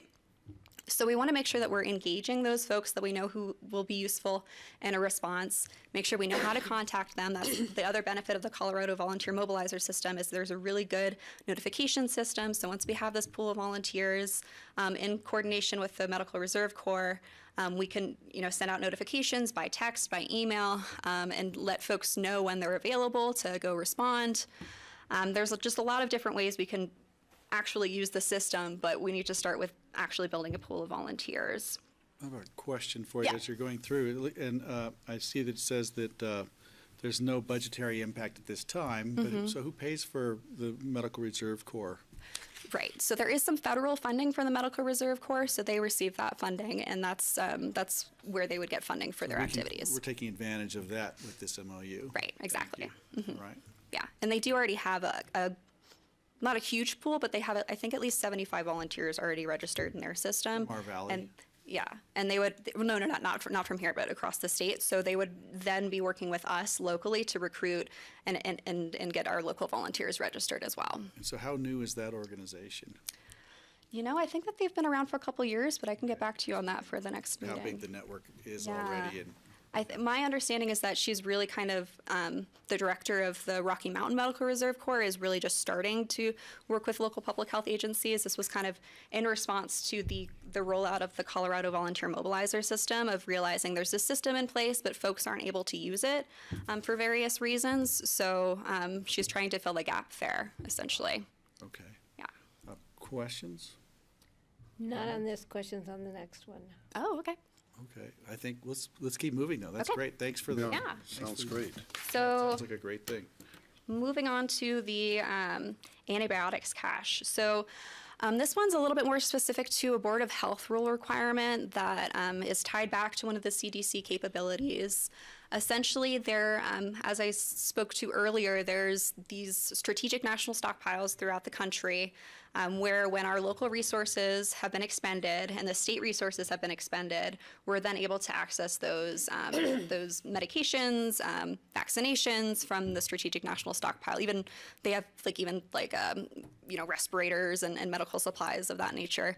And so once those supplies are expended, we are now responsible at Public Health for setting up these points of distribution. So if we had a pandemic flu and we needed to distribute either flu vaccine or antiviral medication to the entire population, we would be responsible for setting up and staffing with volunteers, most likely, setting up those distribution clinics.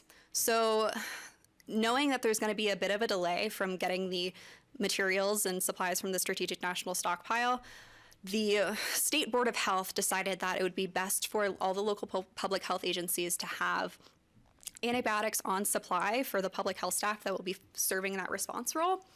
And that they're looking for 2 specifically, so that if there's someone with an allergy, we can accommodate that. Essentially, that's just to cover for a couple days until we get the materials from the SNS, the Strategic National Stockpile. And the reason that we're looking at an MOU for this is it's unlikely that we will experience an outbreak of this nature before the antibiotics expire. So a lot of the local public health agencies across the state really started thinking through, okay, well, if we're getting this stockpile of antibiotics, it's going to expire, we're going to need to dispose of it, and then we're going to need to replace it. So just from an environmental standpoint as well, stockpiling antibiotics and then having to dispose of them is not really the best practice, but understanding that we want to meet this requirement somehow. So that's kind of where we landed with the MOU with the pharmacy. This is a wholesale pharmacy based in Mesa County, but they have at least the ability to be able to rotate the inventory through rotate the antibiotics through their inventory before they expire, so that they're not sitting on expired medications they have to get rid of. And this is a standard practice. Yeah. So my question is, if you know the answer, why was doxycycline the drug of choice, not something like Cipro or? So I think Doxy and Cipro are the Is 2. it the same? Right, Is it yeah. just So when is the, because of Cipro's got such a broad spectrum, so, okay.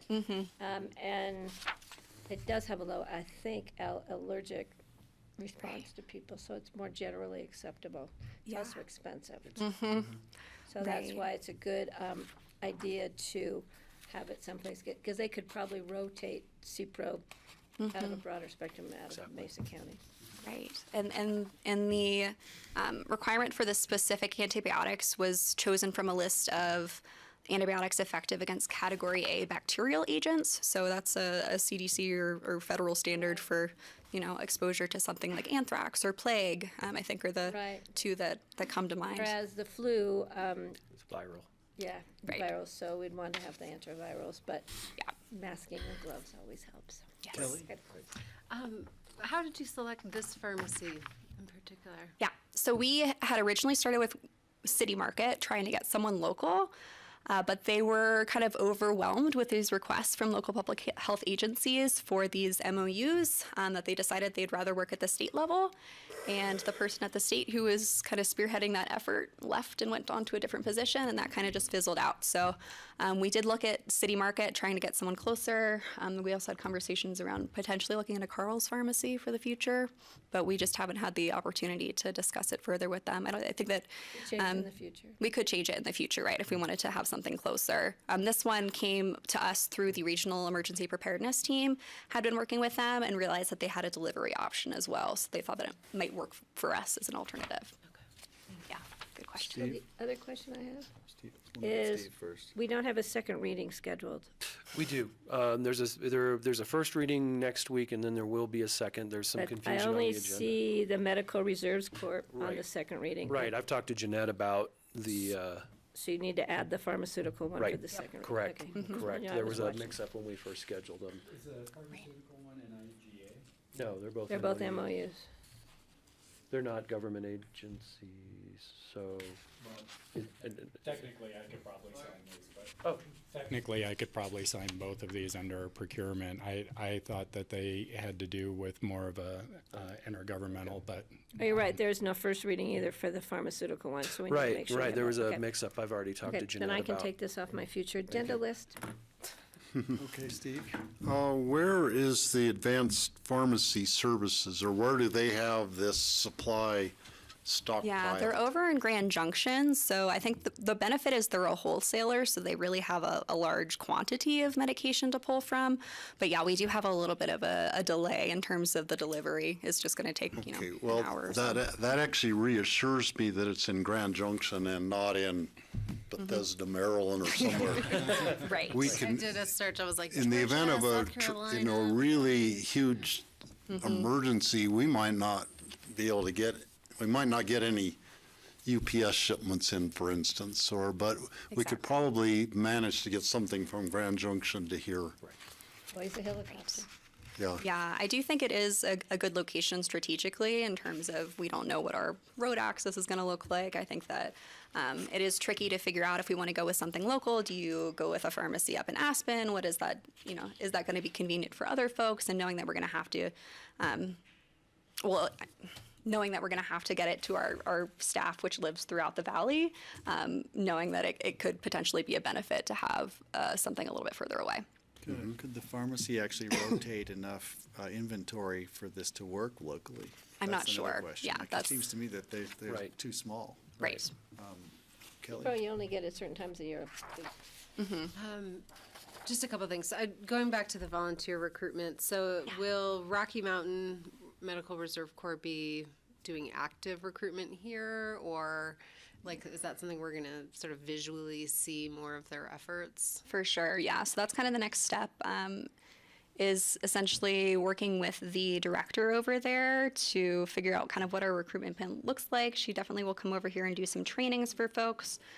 So I think that that's probably the next step is there's going to be a big push for training, and then hopefully we can do some recruitment at the same time so that we can build our pool. So if on the sidebar someone's like, I really want to be prepared to volunteer for this, or I'm a Red Cross volunteer, how do I get set up with that? They would apply through their services to get into the pool of volunteers. Exactly, yeah. Okay. Well, and thank you for all of your efforts. I'm personally pretty freaked out by the measles outbreaks going on.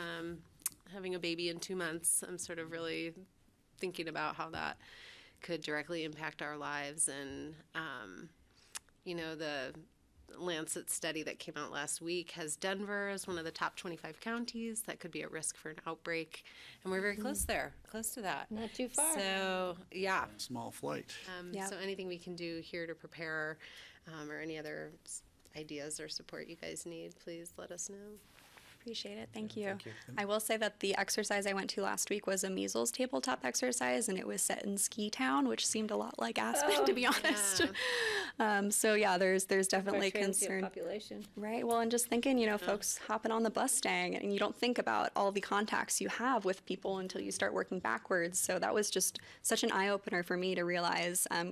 Even with a single case, if you think through, the people coming to your house for services and hopping on public transportation and doing ride sharing, going grocery shopping, there's just an unbelievable number of people you can come in contact with. Non-medical vaccine exemptions, international air travel, and then the source locations that people are traveling from. Exactly. And I know Pickens County is a small county, so I don't know if we would have made it on that list had they looked at small counties. Right.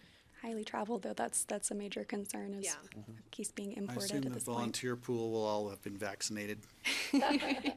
There is an option to enter your vaccination information because that's something we would want to verify if you're going out to do give out MMR vaccine after a measles exposure. We wouldn't want to be putting people into the field who aren't vaccinated against measles. Titers are all up there. Yeah. I do have a question about something like the measles outbreaks. They're wanting to vaccinate people right then when they're probably, a lot of them already exposed to the measles. How effective is that? How long does it take to develop immunity, for instance, to measles if you get vaccinated?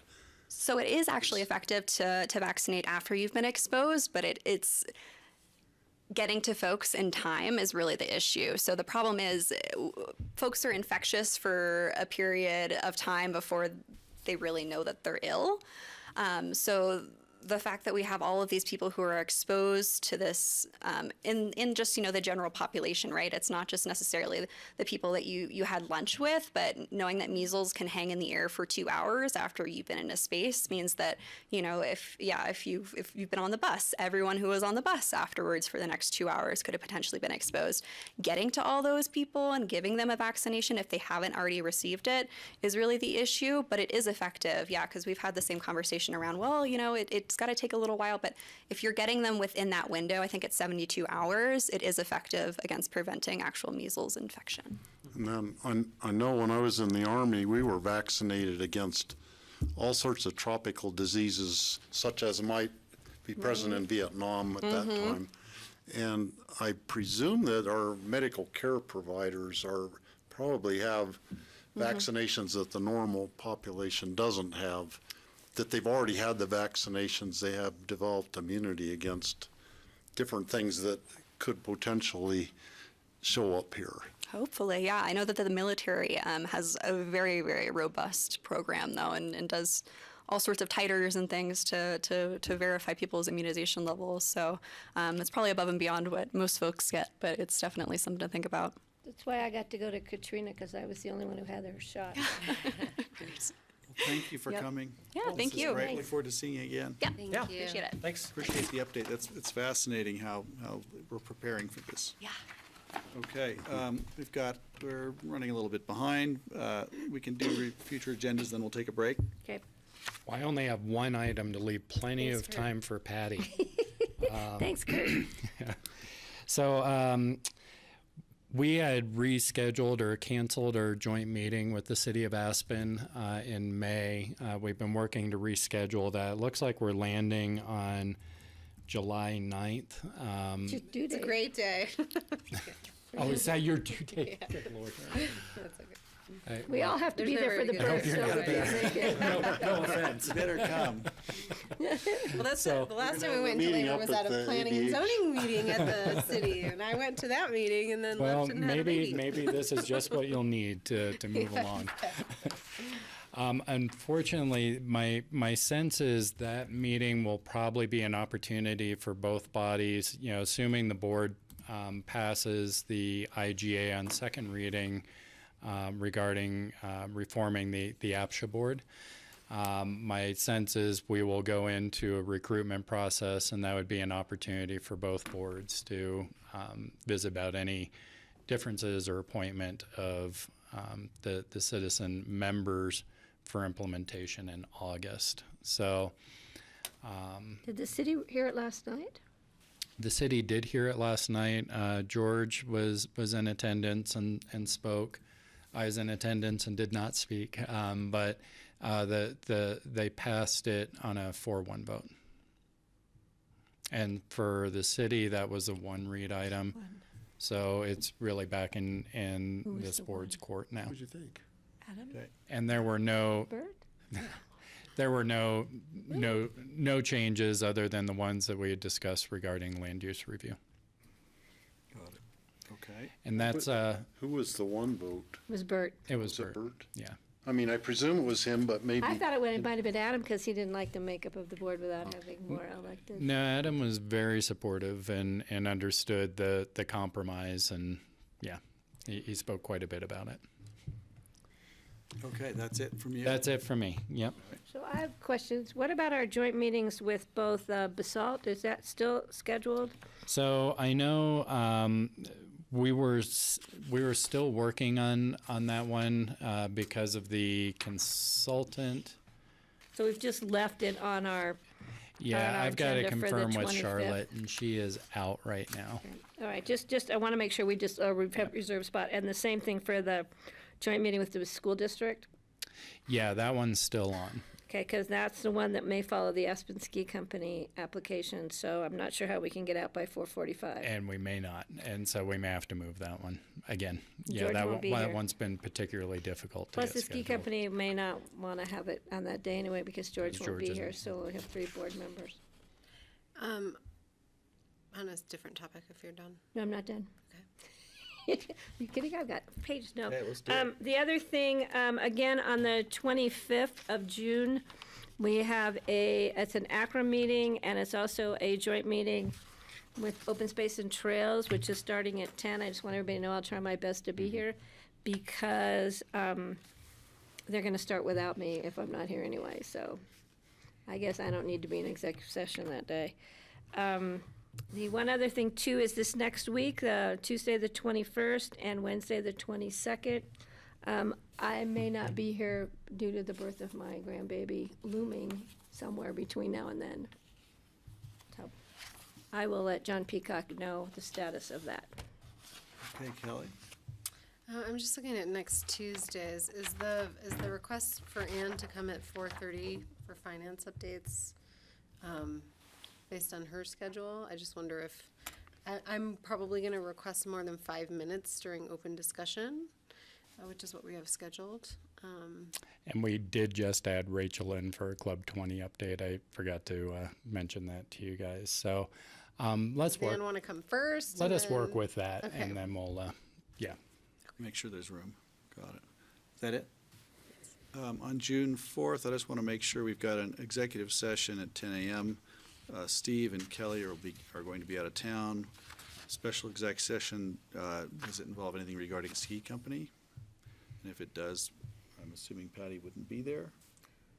For land acquisitions, negotiations, discussions with legal counsel. And John Just wanna doesn't make have sure. anything specific on there as for the So ski company. maybe but- we don't, yeah, I just wanted to make sure that was June 4th. Make sure we have enough people here to do this. And then there's a joint meeting, Open Space and Trails, on June 4th at noon as well. Yeah, I'm guessing the land acquisitions is for open space and trails, Greg. That's It's my all open sense, too, space. yeah. Well, it is with open space, thank you, sorry. Excuse me, just checking. All right, that's all I had. And then I would just add for the board that I will most likely not be at the meeting next Tuesday, and Rich Engelhardt will be covering. And I don't know if you want to talk about open discussion before that or not. You gonna come with me to have a grandbaby? Sure. Okay, then, if that's it. One real quick thing, tomorrow, we're meeting at Brush Creek, if we're not taking the shuttle, 10 o'clock, it's the trash pickup. Mm-hmm. What do we need to have? Gloves. Gloves, I have a vest, but gloves, vest, we don't have hard hats for I'm gonna this, have to right? look at the email, Patty. I can't remember. If anyone has a pokey thing, so I don't have to bend over, bring it for me. Take a That'd be ski pole. great. Oh, yeah. I've got one of those grabbers. That's what, Could you bring it for me? I'll try to remember, I'll put it on my calendar right now. You can hold the bag and I'll bend over. You need a stick with a nail at You the know, end. the big. struggle's real, okay? Come My on. toes are a long way away these That's days. what she said at Basalt Vista. So I want the public to know, if anybody's listening, that Kelly is very pregnant, and she's going to come out and help us pick up the highway tomorrow. That's right. Anybody is wondering if they're qualified to do highway cleanup or motivated, if So I Kelly think can do it's it, anyone can 10 do o'clock it. at Brush Creek. 10 o'clock at, did you say at the Intercept, at the new Brush Creek Park and Ride? Mm-hmm, is that? And I'm gonna be driving my own car because I have an appointment with a midwife following that time, And Okay. unfortunately, I am not finding that information on what we need to bring. Okay, I was that's going to it. bring some gloves. Leslie's gonna give us vests and we And don't I have would to have wear hard hats, appropriate right? footwear, because you never know what's going to I know. be there. And I always seem to wear something nicer than I should, so don't dress up too Well, much. there are prizes for Pick up the tip. various categories of things that you happen to find and how well dressed you are when you're doing it. and things like that. John's There will always be- the winner. There will be some prizes handed out to the winners. Tomorrow, I had signed up for the cleanup. However, I am going to go to the aging well plan input session at the Basalt Library instead. And I am going to go to the Snowmass Village cleanup, which is on Friday morning. Got it. So I will be doing a cleanup session, but just You're not doing a makeup cleanup. with Thank you. county You've already done one. tomorrow. You already did, I already did a mile So can we take down 10? there by our house. So. okay, we'll take a 10-minute break back at 3:18. Thank you. Grassroots. Okay, Kelly, I've got you on the list for a grabber.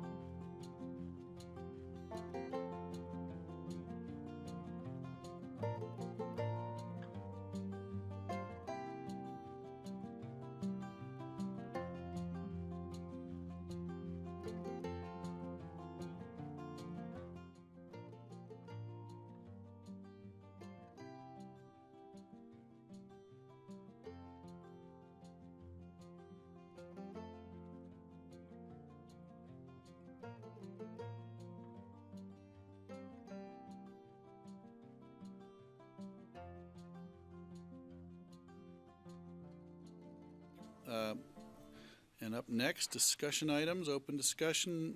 Board open discussion is what we have up first. Is there, coming out of future agendas, it felt like we just did that, but there may be more.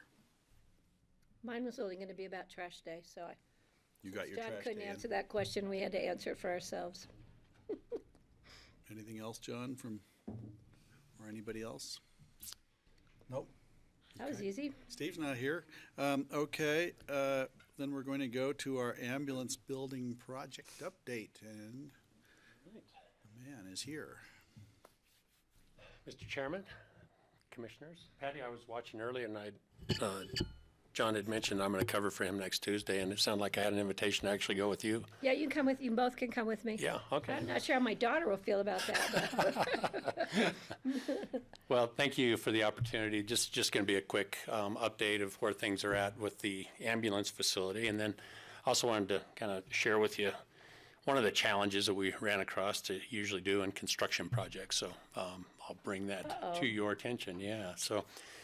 Just a couple of photos to start out with. This is kind of looking at the building. You can see that they're putting the siding on. The brickwork is all done. And then what I'm going to point your attention to are the two far doors to the left as you're kind of looking at this photo here. And I'll zoom in a little bit quicker or a little closer here. So underneath the man lift there, you can see there's two doors right there. We were always under the impression those were the same width as all the other doors, because those were going to be our quick response doors that we opened up for those vehicles going out. But to future-proof this, it's eventually going to be where ambulances would end up going. wide enough. They're not wide enough. We did not That's discover what's in that the barn. until we pulled all of the material off, because they had it completely tarped while they were putting up the brick. And we went back to the drawings, and sure enough, they were 10 feet instead of 12.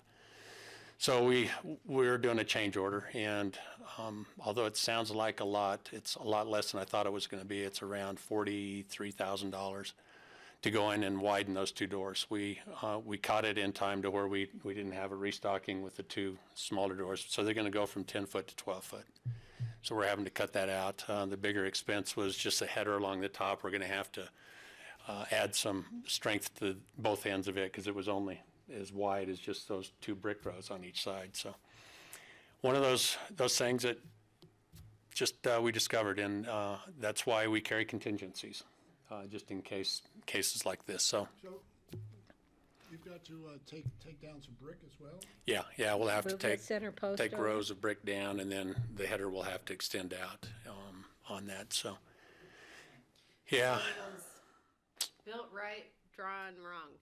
It was drawn wrong or drawn right and built right. We just overlooked it. It was just one of those things where we were more concerned about the depth because we adjusted walls in the back to make sure those ambulances would fit on the backside and just. Got to get them in the barn now. You got to get them in there before you can park them. So just one of those things. And but just being transparent about the project itself, I wanted to let you guys know that. So maybe you were anticipating the next generation buses that were going to be sleek and narrow. Yeah, maybe so. I've heard those conversations. So, but anyways, and as it was set up even, it only left like 3 inches for those quick response vehicles to back in and out. So it was just a miss. So let's see, moving on, this is the downstairs area. They've started hanging the drywall. You can see the ductwork that is going in place there. This is a retaining wall that's on the kind of the back side of the building. HHS is to the left here.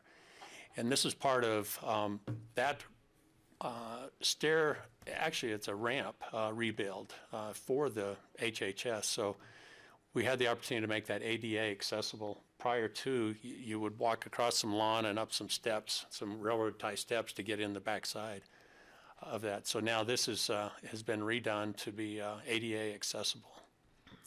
And so that's a retaining wall that's going in behind, and there's drainage that will also go in there as well.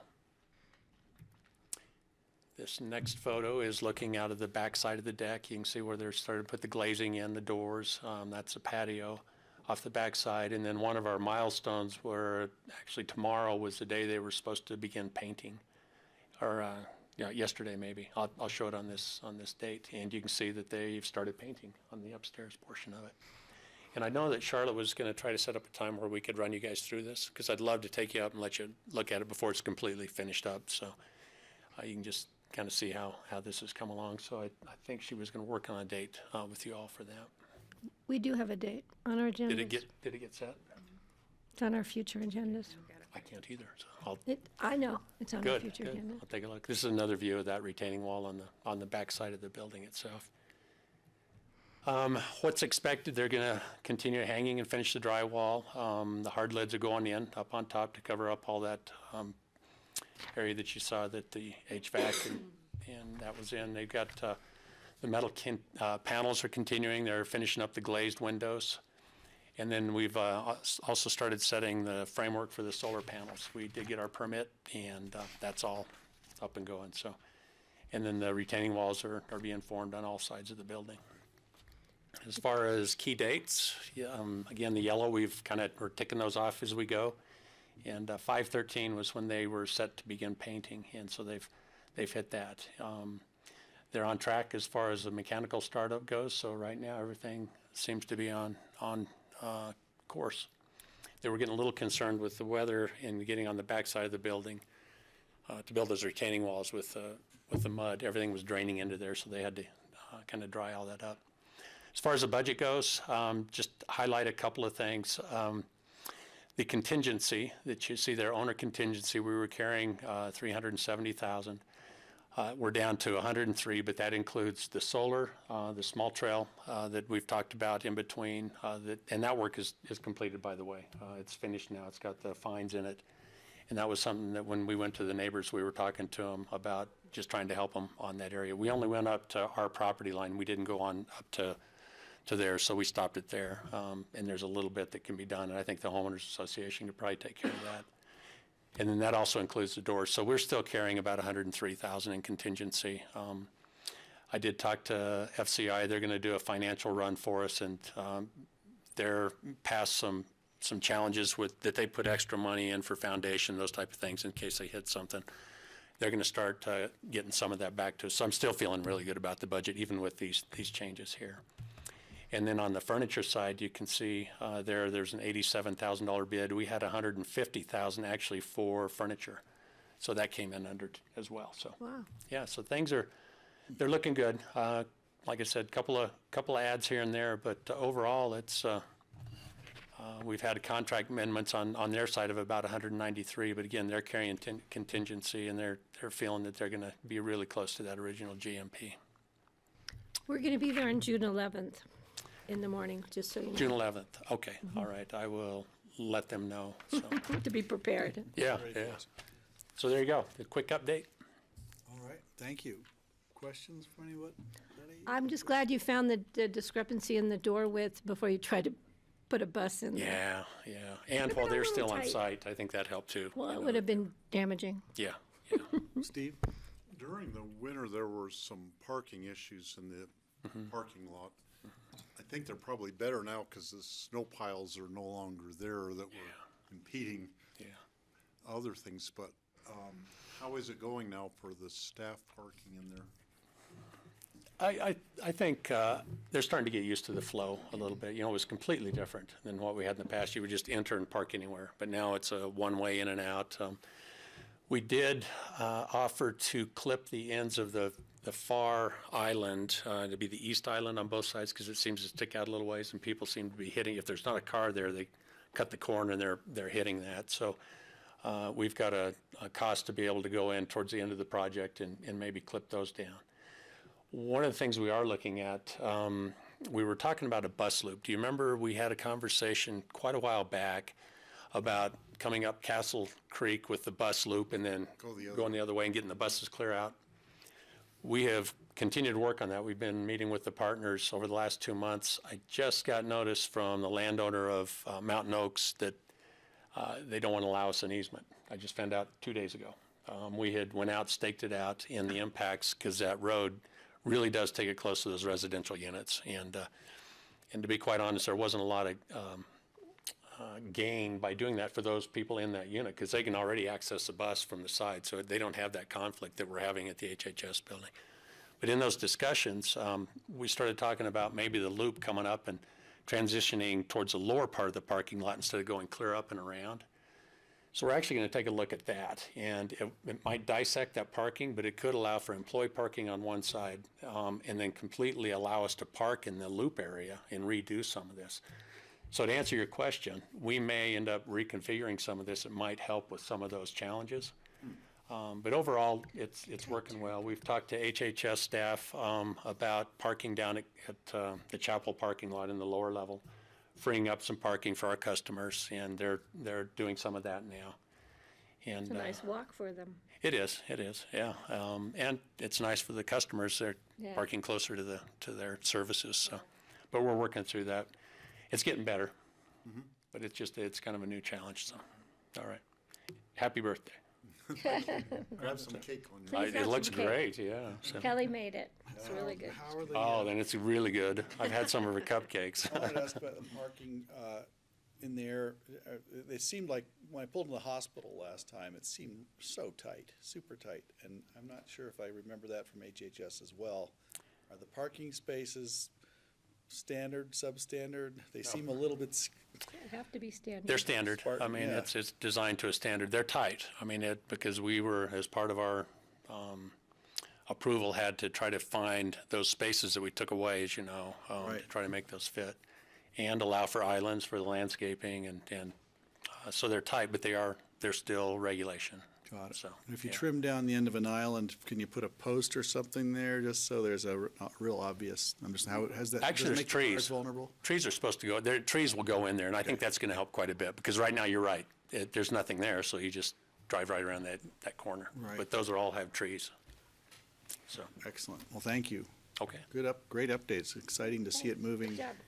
It is. It's exciting. It's a And good then we'll project. have a grand opening and invite the neighbors, right? Oh, yeah, absolutely. We'll do a nice little ceremony. So, okay. Okay, thanks a lot. Moving right along, since we're here, we're a little ahead of schedule. John, how soon are you ready to come up? Well, I'm actually gonna do the visioning one. Oh. But John, you're welcome to join me. Oh. All right. We put your name on it.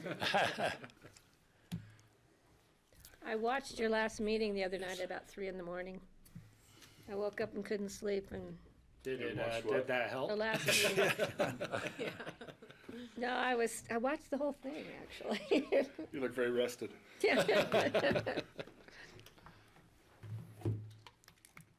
Okay, here we goes. Okay. So why isn't this playing nicely? Give me just a second, 'cause for some reason, No signal isn't on. You're plugged in? that's all. Uh-oh, he's technology I challenged. know. It's a good thing he's here. Yeah. So he knows how to make it work. Function, right? Function F8, yeah.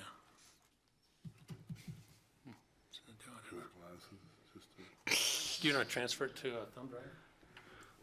There's a thumb drive right here, John, if you need to. It's in Back, Google. isn't it? Yeah, just You're on. Oh, it's on. look at that. Okay, don't touch anything. All right, so we wanted to just update you briefly on the two meetings that have taken place in the airport visioning process. There's one on April 29th and May 7th. Both were very rich in content. One was more discussion-oriented for the groups. Really, there's almost no content presented, but time set aside for the vision committee and working groups to have a conversation. And I'll talk about that. And then May 7th was very data-rich, and that's probably the one that you watched on It was on very the data-rich. on the TV. I'm not going to go through all of that, but Don't, maybe please. take a few slides to kind of give you a flavor of what we talked about. So on April 29th, we got all the working groups together, including the focus group, and really we had two questions, and these were questions that were developed by our Vision Committee leadership. So, that's John Bennett, Meg Haynes, and Jackie Francis. And so the first conversation that was had was, in addition to safety, which is paramount for us all, please identify 3 core community values that are deeply important to guide the future of the airport in our valley. So it's really a values-based discussion in the round. And then basically everyone was given a short period of time in each of the groups to speak on each of these questions, and we captured them. And then the second question was, describe your vision for our airport 30 years from now. What should it look like? What should it feel like? What kind of experiences should it offer? What do you believe is important? We then went through basically a prioritization exercise. There was an exercise to kind of group common themes and ideas, and to have the group go through basically a dotocracy exercise, if you will, that just to help prioritize, see where people's energy was. We do not have the results of that for you yet because they have not been presented back to the group for kind of proofing and such. So that's going to happen in our June meeting. There's going to be further discussion of those results in the dot voting exercise. But from that, we did identify across all of the working groups that there are some major grouping of themes.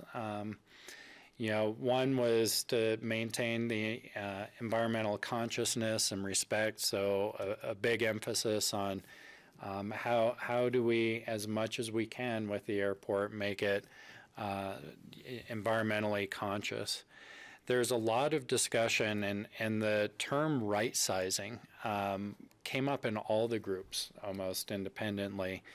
So that was appropriately a right-sized airport. There's got to be more conversation on what that means, but I think it means something less than what was proposed in the environmental assessment, and probably something a little bit more robust than what we have today. And so that's going to be some of the conversations that we have going forward.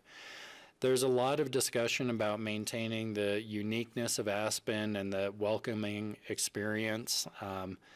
As we've heard throughout our many years of conversation, that a lot of energy on jet bridges, but there's a discussion around jet bridges. Some folks feel like they might be more environmentally sensitive, that they may provide a better welcoming, but by and large, I think the large majority felt like, let's get out on the tarmac right away and be in the Aspen air.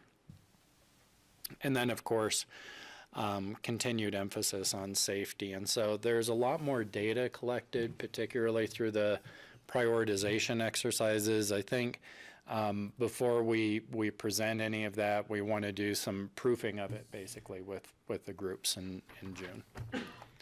So any questions on that for George? Yeah. A couple of questions. When we talk about the uniqueness of Aspen Airport and welcoming, I personally don't think it's very welcoming now. And so, John, how many people have taken advantage of the tours that you've done in the past, so people get an idea of, even if they've used the airport, the experience from the back office to the baggage to, so they understand or get a feel of what it's like currently.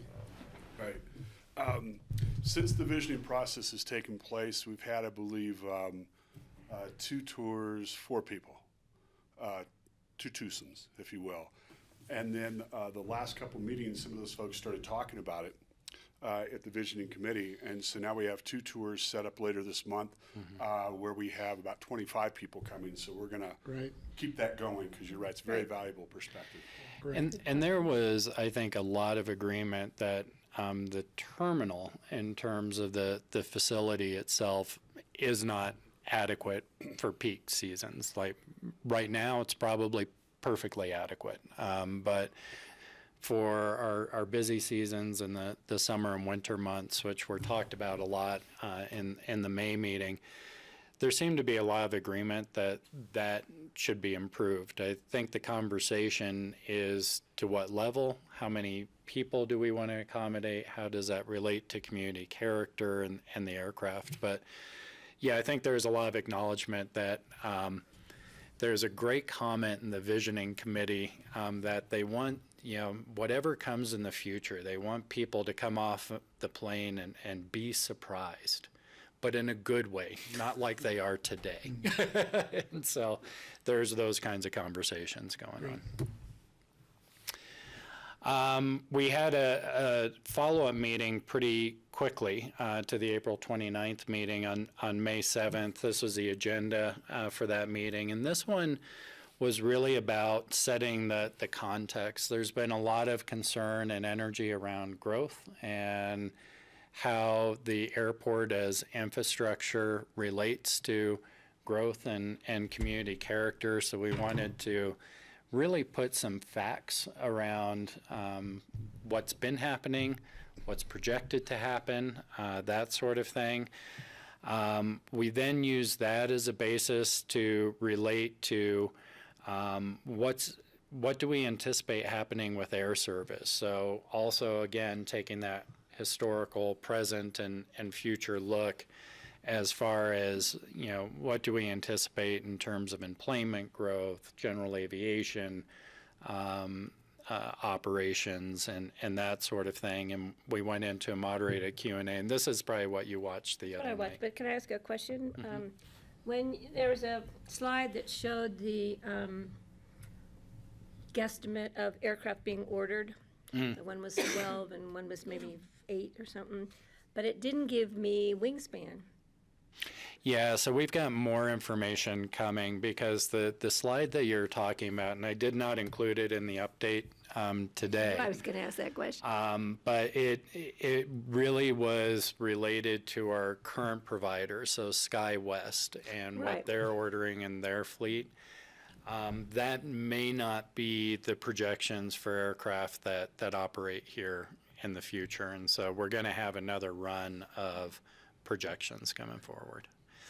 So I wanted to include this because we haven't had a good handle on this number, and we've been trying to figure it out. And this is really talking about peak population, and by peak population, that's inclusive of the full-time population, which is typically the population that we refer to. That's what's going to be in the census. That's what the state demographer is going to be looking at. But we all know that we have a number of commuters, a number of folks that are, coming up here to work. We have more jobs than we have population, and certainly more jobs than folks who are in the labor force. So that means we have a certain number of commuters. We have our guests that come to visit, and that guest number changes, of course, seasonally.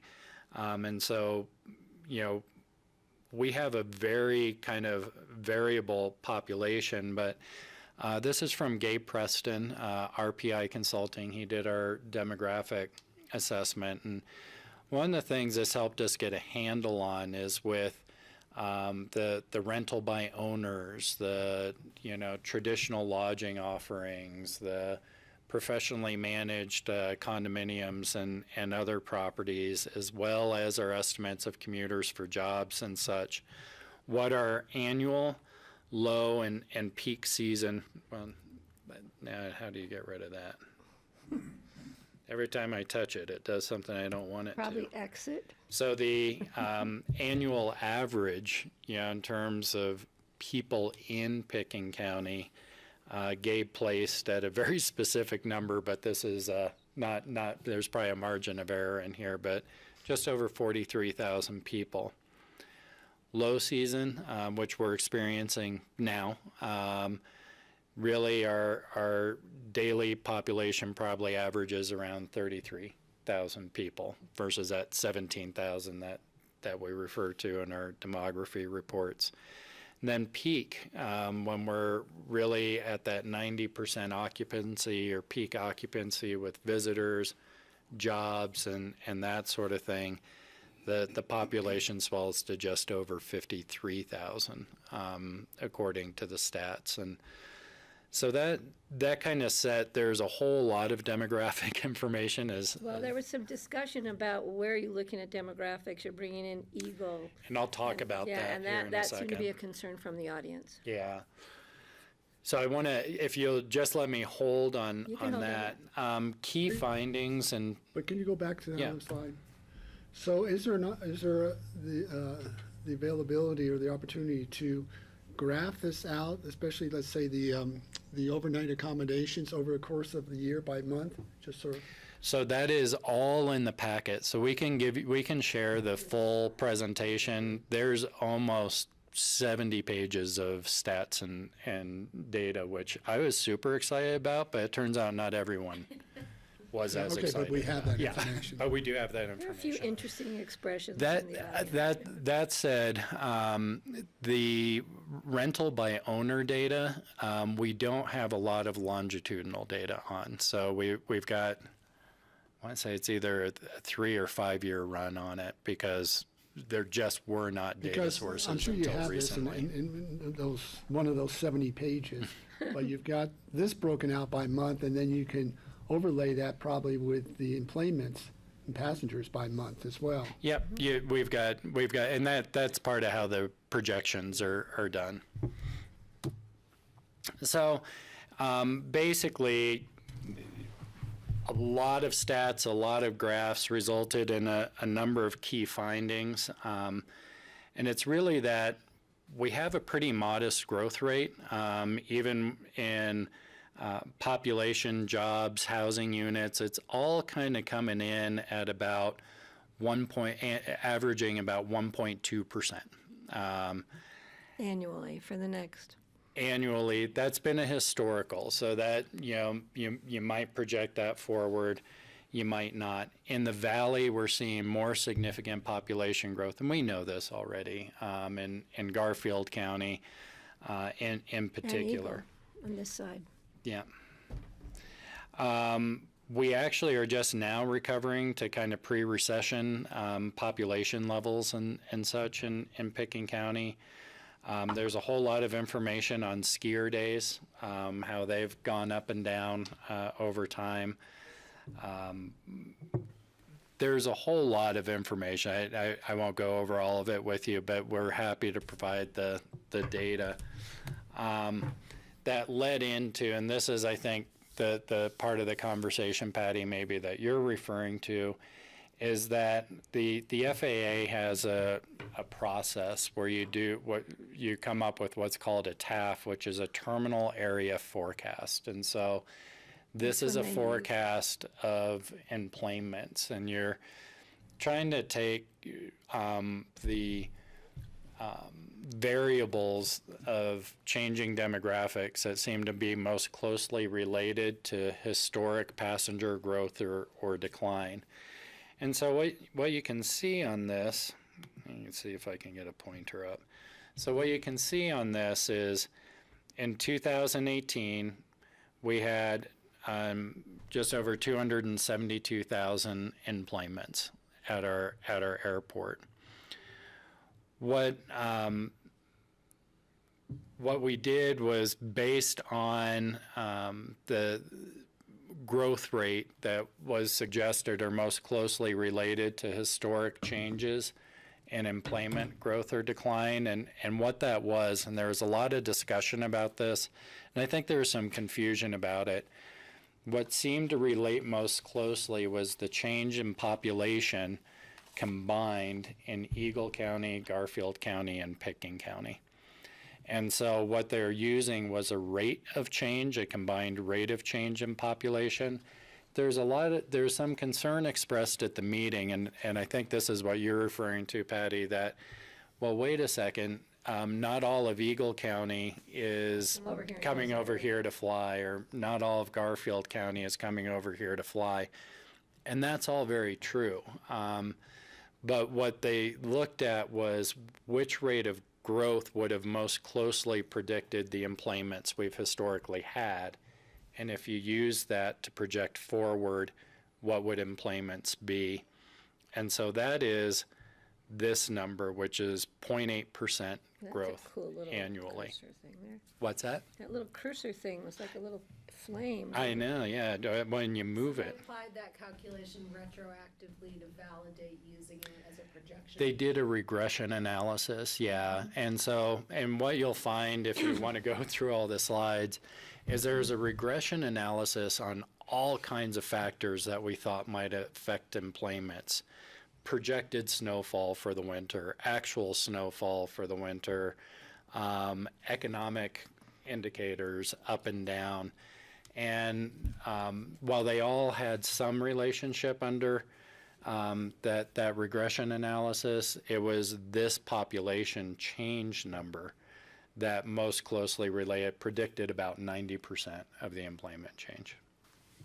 So what these upper and lower numbers are, they're what the FAA allows in variance. And so the FAA allows a 0.2% variance for an upper and lower limit for planning purposes, trying to make sure that communities aren't trying to go too big or too small. And so what was communicated to the group is that this is kind of the range, at least under the FAA's process, of employments that we would project going forward.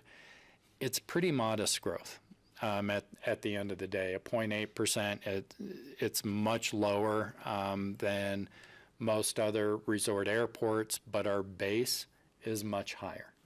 So that's probably the difference. Is that where the conversation came up too about airspace, parking space, gate space, that everything, and then how could we accommodate that higher variance number based on the configuration of our airport itself? Yeah, I think there's concern, and this is going to be part of the conversation going forward, that is the airport project going to be a generator of growth, so that if you build for larger aircraft and depending on how many gates you put in place, are you really going to drive employment numbers up here? And how does that relate to growth? Or, somewhere, I'm Well, then the conversation just saying comes somewhere about space, above what's airspace. projected here, and is that the kind of growth we want? Versus are we building, the gates and ramp space and such to accommodate a passenger load that really doesn't represent too much of a change over what we have today. And I think what I didn't really hear from those that were in the audience, but what a thought that I had was the Easter Sunday theory. We're really going to build it for that one peak, or how are we going to address that? We want it to be a welcoming and comfortable atmosphere, but we don't want it to be this volume of empty space, 360 days out of the year. Right. And so the peaks, though, in the data, and that's in there too, really lasts about 4.5 to 5 months of the year. And so you've got January, February, and March are all running fairly. July was a biggie. And then July is actually bigger. It's our biggest single month. That's where occupancy peaks, and that's where we really peak. But then it drops off pretty significantly on the book. So winter overall is still our biggest season. July's turning into our biggest month.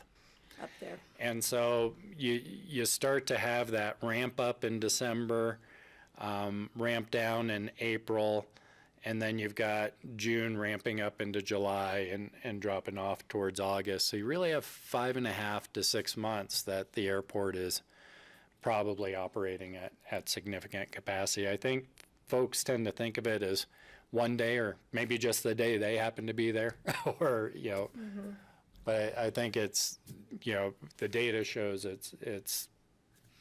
Well, I think it's interesting too, because of Northwest COG, see a lot of the demographics from Elizabeth Garner at the DOLA.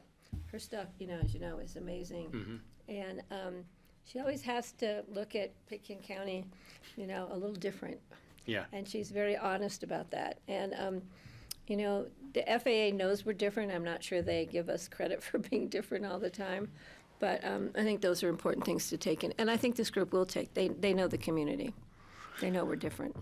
Yeah, so, and you know, that's going to be a challenge. Yeah, how do we meet the FAA's needs of wanting to standardize versus our community's needs to have local character and preserve some uniqueness?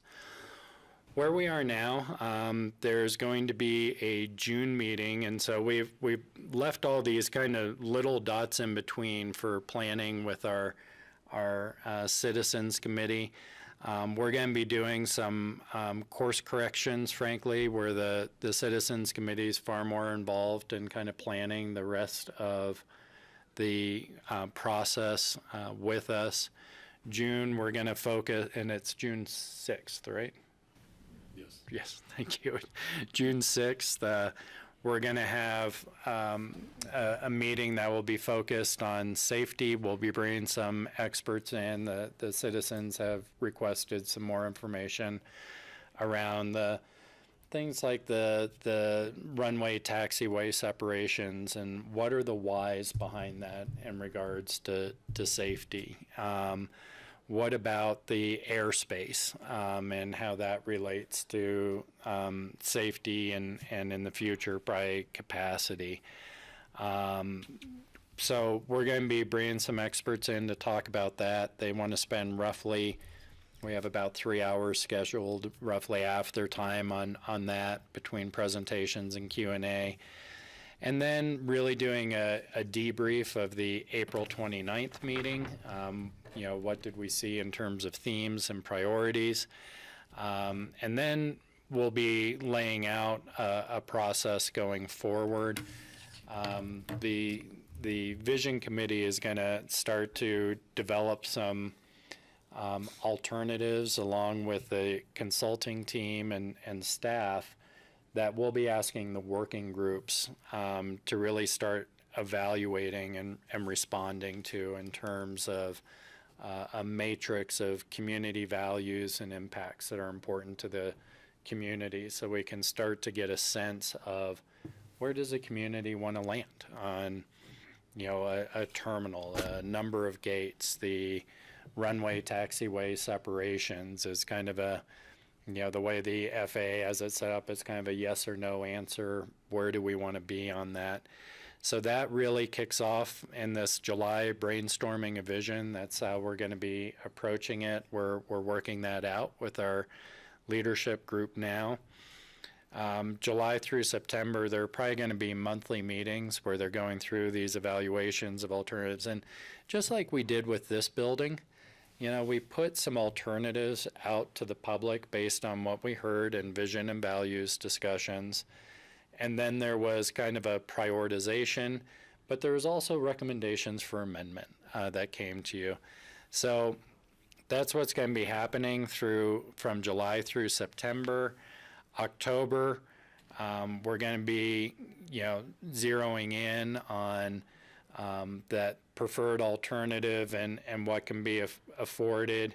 And November, the Vision Committee is really going to be consolidating their majority and minority reports. And by the way, we're going to allow majority and minority reports from all the working groups, you know, so that you have the benefit of those. But I think the Vision Committee is really where all of that comes together. And we'll be hopefully delivering that report to you guys in December and recommendations to move forward. Yeah. I have a question real quick. What's the attendance been of the groups? So we had a pretty big drop off in focus group member, I think primarily participation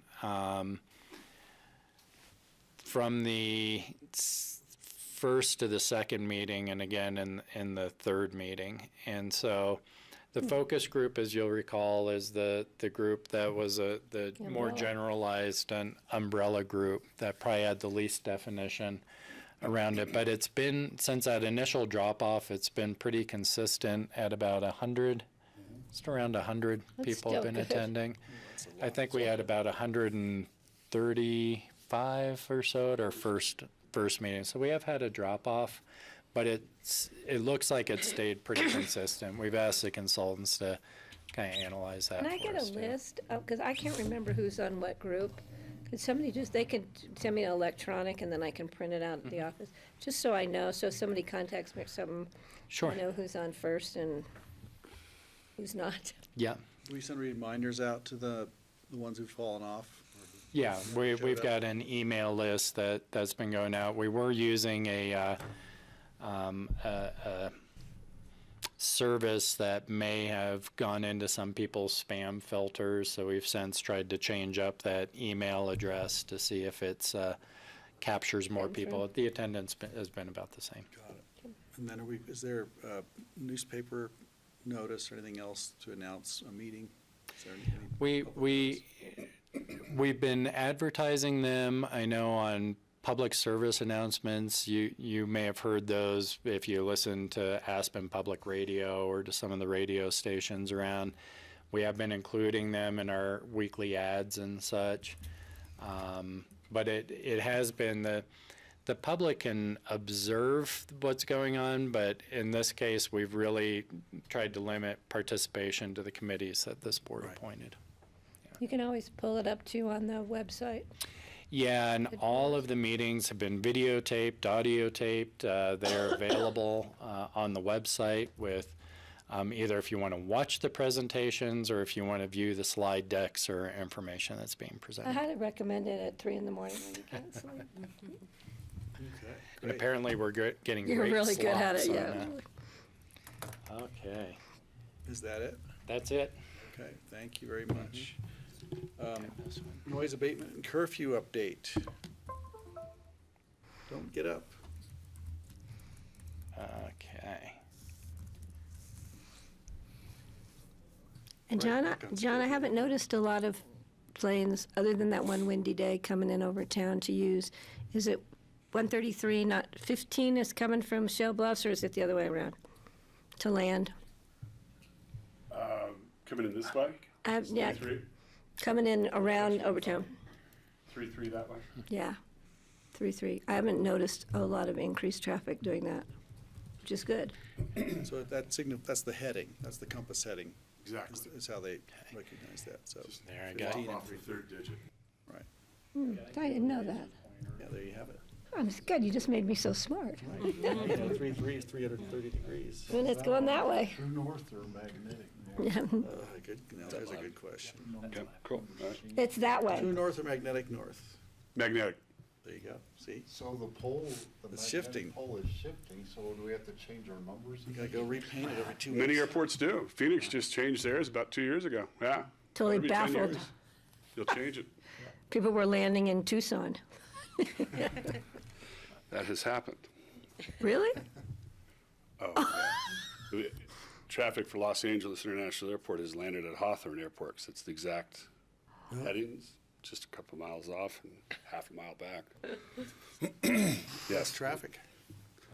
hasn't happened recently, thank goodness, but It looks familiar, but a little Harrison Ford different. landed on a taxiway at Orange County Airport. It does happen. Always look when they clear you onto the runway.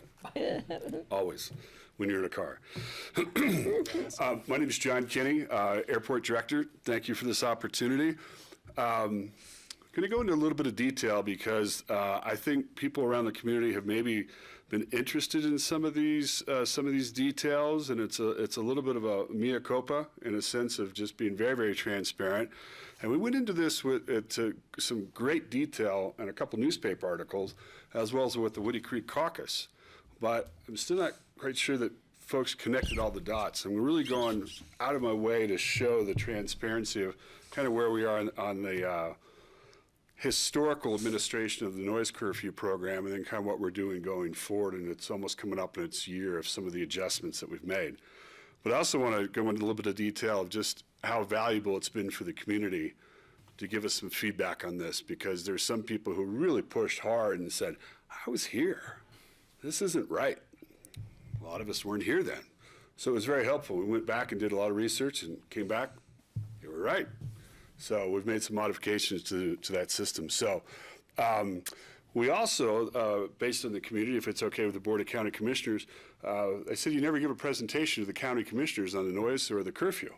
So we'd like to come back on about a quarterly basis and just give you an update in terms of just some operational indicators of what's happening at the airport, whether it be parking, whether it be what, including noise and other items. So the three areas that I want to talk to you about today are the curfew extensions, violations, and/or exemptions. And extensions is a word you won't see in the future because that was out of sync with the intent of that ordinance. Talked about noise complaints, talked also to you about the employment numbers, air carrier flights, and the parking numbers. So the quick version of this story is the airport operational indicators in terms of 2000, bless you, and 19. Curfew extensions, there was none granted, is the reason that's in red. Curfew exemptions, there was 4 that were granted. Curfew violations, there was 1, it was American Airlines, they were violated on January 1st. And noise complaints to date for 2019, we've had 6. But here's the whole story. So if you go back to 2015 and before that, records are really difficult to retrieve. And what you see there in the curfew extensions, let's go to 2014, there was 4. 2016, there was 24. 2017, 47, almost 4 a month. 2018, 29 aircraft events came in to pass the curfew. In 2019, and really since September of 2018, there's been 0, with the exception of the 1 violation that took place. 1 in 2018, I believe it was December 27th or 24th, and then again by the same airline on January 1st. You can see the relationship, and it's really no relationship. You can just see the numbers of the noise complaints. So back to the curfew extension. I put a footnote down there. About for the past 10 years, there's been a liberal interpretation that really has been overly generous, if you will, in terms of what was being exempted, what was allowing people to call up and say, we're going to come in, and the airport say, you're allowed to come in. And it was specifically probably 95% in these first 3 items: air traffic control delays, weather delays, or crew delays. And if you've ever flown, by the time you get to 10 o'clock at night or 10:30 at night or even past 9 o'clock at night, anywhere in the local time zone, it's a coin toss whether your flight's going to make it, whether at any airport, or whether it's going to be late. And so as they get further along in the day, they get later and later and later, and we're at the very tail end because we have so many RONs, remain overnights, at this airport. So in the peak, we have about 9 waiting to go at 7 o'clock the next morning, so they try to get them in late at night. They probably overly have scheduled that way from about, and even before 2015, but these are the records that I can provide to you with clarity. So that is part of what is happening. Can I just And I'm sorry, quick question about noise complaints? Is that all airport activity? Yes. And general aviation as well as commercial? Yes. Okay, that says something there. Good question, because very few of them have been related to the curfew extensions. It's just noise complaints overall. So back to the extensions. So you can read the ordinance and you could probably pretty articulate a looser interpretation or a stricter interpretation. And so we sent it down to the attorney's office, and they came back to us and did a lot of research and came back and said, nope, the community's interpretation, who was here at the time, Ellen Anderson is actually the one who really brought this to light for us, was on the fact that there's really 3 exemptions, but only 2 are clearly called out inside the ordinance, and 1 is completely conflictive with any logic. Here's what I mean. The first one is if you have a viable aircraft emergency. Maybe it's an in-flight fire, maybe it's smoke in the cockpit, maybe it's a security event. Even though the ordinance doesn't say this, we're taking a little bit of this would appear to be an emergency where they are asking for law enforcement officers to meet the aircraft upon landing, which we had a couple days ago, not unusual. That's a bona fide emergency. Or you have an in-flight mechanical issue. Or in medical. Those would be exempt, and you could come in. You may be just going from point A to point B, and you drop into Aspen because you have an emergency. That's an allowable event. I don't know if any of those have happened in terms of a curfew. The other is, if your aircraft is going to relocate reposition, if you will, to Denver International Airport that night to service the traveling public the next morning, you're allowed to leave after the curfew. I can't explain it any further than what the language says. So it's a reposition of the FAA aircraft to language? Denver. This is our ordinance. This is our ordinance. It's actually, it's also Wrapped it up contained in in a act of Congress, which was a surprise to those of us who were not here at the time. So my sense, if I were to speculate, was that was some effective lobbying that happened. I'm not sure what carrier is the majority market share at our airport in Denver, but, and then the third exemption is angel flights, whether you're transporting someone in dire medical need or an organ. It's not really covered in the ordinance specifically, but the interpretation, going back to do the research, the attorney's office has told us those are the three only exemptions. So those majority, if not every single one of those, would not have been allowed with this clarity of the interpretation that we have today. Because if it's air traffic control, we'd say that's too bad. If it's a delay because of flight crews, that's too bad. If it's a delay because of weather, they take off in Chicago, they have a much stronger wind since there's no instrumentation up there at 40,000 feet, and they run into a headwind and they're gonna get in here 2 minutes late, we'll wave them off. Since August, actually probably September of 2018, we've had at least 3 aircraft that I'm aware of that were on final approach. One, we said, you're too early, so they started to do circles up there and then came back after 7 o'clock in the morning. And 2 of the other ones have waved off at 11 o'clock at night and gone back to Denver, and then took care of the passengers that were coming in from the East Coast. So it's working, it's back in sync with the intent of the original ordinance. There has been multiple rewrites. I can understand historically how some of the confusion has taken place, but full transparency, that's really the full picture. And I think this pattern probably continues pretty similarly back for about 10 years, to about 2009. Before that, I can't find records. When did the Fly Quiet program come in? It was prior to 2010. I don't know. It was when I was, I know it was here when I got here. yeah, it was here when I left and it came back. Yeah, so it's interesting because I think that, I wonder what those noise numbers would have been prior to that. Steve? I think they would have been significant. Was the curfew put in place mainly because of the noise of airplanes taking off and landing? Yes. And if we had airplanes that were 80% quieter than the current ones, would there still be a need to maintain our curfew? And the ones that are 80% quieter would be hybrid electric airplanes with a much, much quieter engine. So Steve, I think that would have to be a community discussion at the time. I think the curfew was a result of the community really pushing on wanting to have some relief. I think noise was probably one. I'll bet you if we go back or such, or if we start a conversation today, there may be visual kind of concerns. You know, if you live up, off of Brush Creek or Juniper Hill or those sorts of places. Yeah, Not to pinpoint anyone at this table, but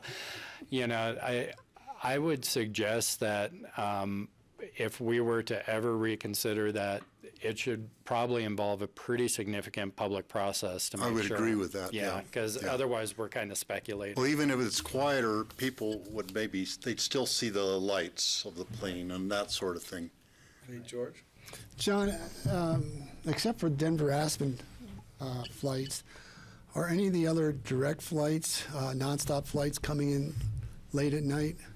Chicago. LA, Chicago. Chicago. And so for example, your scenario you mentioned earlier, Chicago, let's say they were scheduled to leave Chicago, I don't know, at 9 o'clock at night. And they've been delayed. So they know that they're not going to make it into Aspen by 11.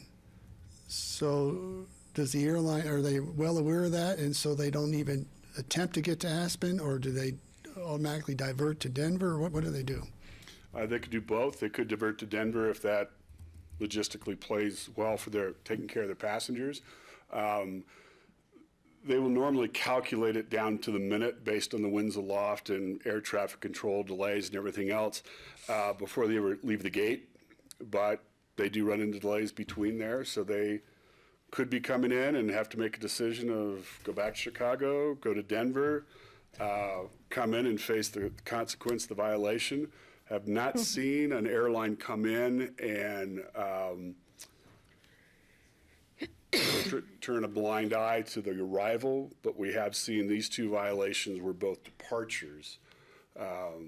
Town was full, they didn't know what to do with the passengers, they took off anyway, a few minutes after the curfew. Yeah, so. it just seems like it's, for the airlines, it's a customer service issue, so they know from Chicago that they're not going to make it in time for the curfew. You would think that they would inform their passengers that we're going to be going to Denver or we're going to be doing something else, versus trying to get all the way to Aspen and saying, oh, you know what, we can't land. Now we've got to, they probably don't have enough fuel to go back to Chicago, so.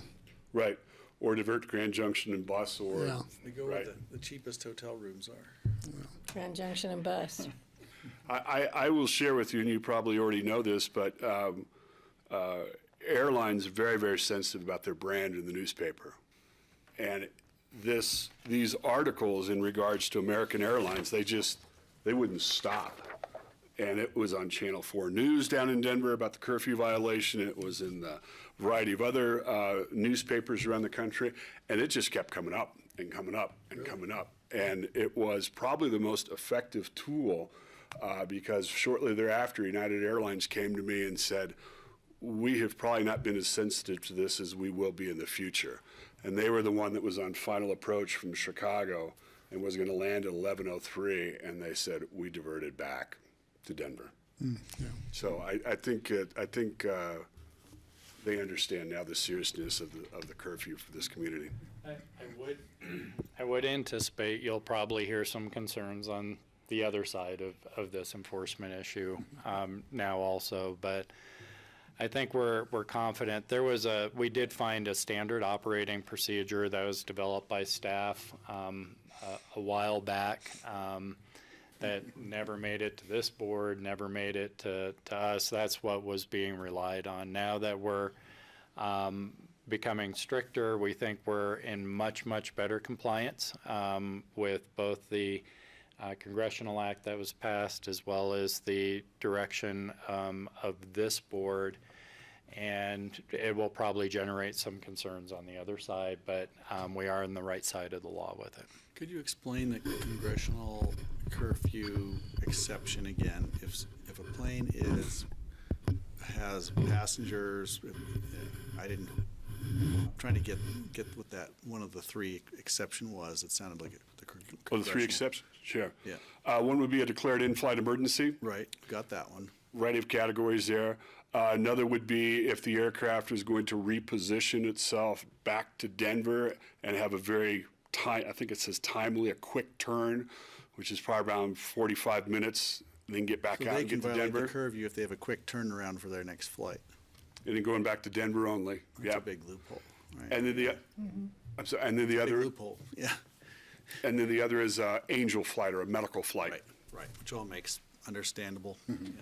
Which is the majority of Late the nighters. exemptions that you see there for. In fact, it's all of them. I had a question also about in 2015, I see 17 noise complaints. That's, almost 3 times the highest number. And I remember we had I think a charter plane. It was the Push Me, Pull You. I can't remember the name of the plane that was. Cessna 337. 337 was very noisy. And I'm just wondering, was that him? Because around that time, when he was making a lot of noise, getting a lot of complaints, and I'm just wondering if you could tag it to a single airplane. Well, you're exactly right, John. Back in 14 and 15 is when Stage 2 started to be required by Congress not to be flying anymore, especially the jets. So they started dropping off, and you can see the noise complaints also started dropping off. Got it. But every airport I've been at, that push-pull Cessna causes a lot of havoc. Right, yeah, So he's I know pretty that noisy. number. His prop pitch or something is. You can, with our Fly Quiet program, you can, if someone calls in and says, this plane at this time of day, you can usually go back to a tail number and then send a letter to that owner and say, by the way, you violated naughty. Right, they're easy to track. And then their name goes up on the bad boy list. Great, anything else on this? No, this is good, and I think bringing it back quarterly is going to be great. Bringing back issues. Noise complaints, F-16s buzzing town and buzzing the airport on a periodic basis. For what reason? Military training. In terms of military? Yeah, the F-16 jets. They're incredibly loud. If they come in right over town. 4th of July. Well, the 4th of July flyover, they're don't- flying around to different parades around the I state. don't That's think we have any different, but- control over what the military wants to do Yeah. when they're in whatever flight training or going from point A to point B. We're at their I know before John Mercy. got here, we did have some outreach from the Air Force when they were looking at establishing some high mountain training. high mountain training, and they had expressed at that point that because of the theaters that they are operating in, that they wanted to have exactly what you said, high mountain training with difficult terrain. I suppose the winds and temperatures, everything's kind of different there. And it is not something that we have any control over. Any control. We even thought we could bring in the Or does Wilderness Act. does the air traffic control, do the air traffic controllers have any control over them? Or do they just have to, they're just told these F-16s are coming by and they need to make room for them, or how does that work? It's all voluntary by the FAA control towers. Every local tower is a little bit different in terms of whether or not they feel that the workload of the controllers allows them to say for noise abatement purposes, please avoid populated areas or congested areas. So it's a case by case, but yeah, they treat that aircraft just like they would any other, and a pilot will request a certain approach, procedure, and climb out altitude, and if they can accommodate it, they do. If they can't, they say unable. So it's really left to the individual controller at that position at that time. Mm-hmm. So they see him coming and they see him going. I do. I just want to acknowledge the responsiveness that you've had by creating space on the website for people to report violations in a really easy manner. It's very user-friendly. I don't know if you're getting any use of that right now, but I do think that that is a big improvement, and I know Thank you. that people have asked for that, and it looks good. So. Thank you. Our noise complaints will go up now, though. You've told them where they can go. Yeah. Right. Thank you, but another genesis of that was the community as well. And I said it's really hard to log a noise complaint. And we look at it so many times, we're like, well, just go here, here, here. I said, we can't figure that out. So we simplified it for not only noise complaints, but also then curfew violations, made it 2 separate drop-down boxes, and changed the way it's filed based on their input. So thank you, and that was good feedback from the community. And you've got a hotline from Ellen to your. Yeah. Are you She's got seeing your cell like, number. the same, just populate every day at the same time? Yeah, exactly. Here's just a quick snapshot from 2012 to 2018. For employment, you can kind of see the rise, but also some of the dips from year over year. I thought that was just kind of an interesting historical perspective. Kelly, you asked earlier a regression analysis on the 283, so I think that was within just a few thousand operations of the lower end of that model. So pretty accurate. Here's what's happening with parking in terms of the revenues. Patty, you asked us 2 years ago when we were going to transition over to this private company whether or not revenues would increase. And our forecast was it would increase because of higher capture rate and the automation that they were going to put in. So you asked us at some point in time, and you gave us the latitude of 2 years to come back to you. So here is that graph, and as you can see, it's rather robust. And I apologize to the board for that newspaper article that came out today that you found out that we're going to be bringing something to you in that venue. That was supposed to be more of a conversation of just some of the operational indicators because the pick and alert was going out and people have been coming to the airport. I've been getting it. And several of you have been traveling and calling us and saying there's no spaces, so thank you. That's been helpful as well. So it's kind of eyes on the boots on the ground and out there in the field for us. But you can see the revenues have increased quite a bit. Some of it's due to activity, but a lot of it's due to higher capture rate. George?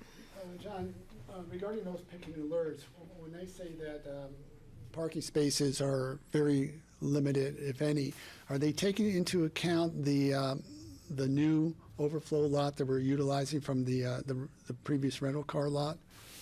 Yes. They are, okay. Yes. Yes. So my question, George, on that note would be driving by, you see the short-term lot packed. Is that because of the no unoccupied vehicles in front of the airport? So people are swinging in there and then going into meet and greet?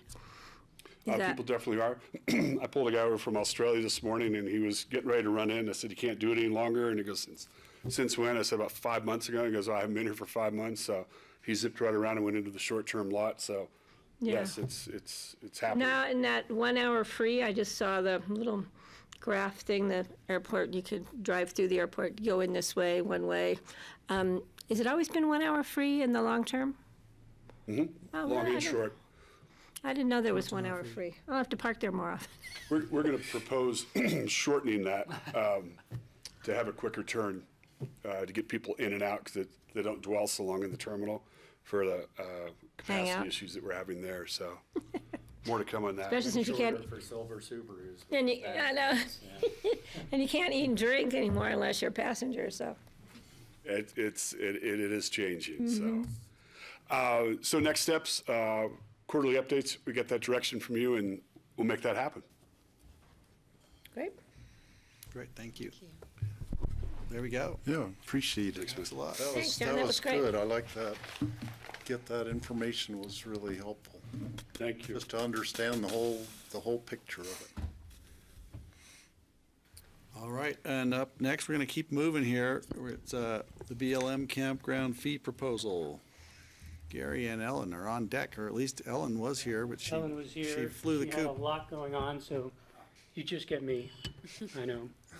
Disappointing, but, well, and the reality is that we've been, the BLM and the county have worked really hard in the Prince Creek area to manage the explosion of use that's been happening out there.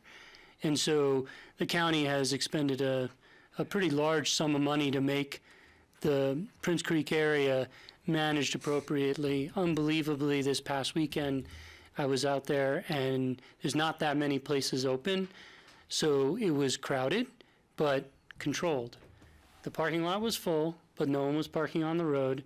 And they were parking up on the BLM areas and some of that, but other than that, everything was pretty much in control, and it was really great to see how our partnership's been a success. And the great thing is, as you guys might know, the BLM built a brand new campground up Prince Creek Road last year, and it's working because the BLM was having a major issue with camping mostly longer than 14 days, but people were camping all over the place. They were just cutting little areas to camp in. And, we, as the county, was, concerned about that because there was trash issues, bathroom issues, and it was right near the creek. Fire, last year was a major fire issue. Luckily, that didn't happen. And so, but the BLM really has enforced out there, and they created this beautiful campground that's got bathrooms and trash facilities, and it seems to be working out really nice. So the BLM would like to start charging fees at this campground. And it's really the great thing about the BLM piece is all the fees collected go back to this specific agency to manage the campground.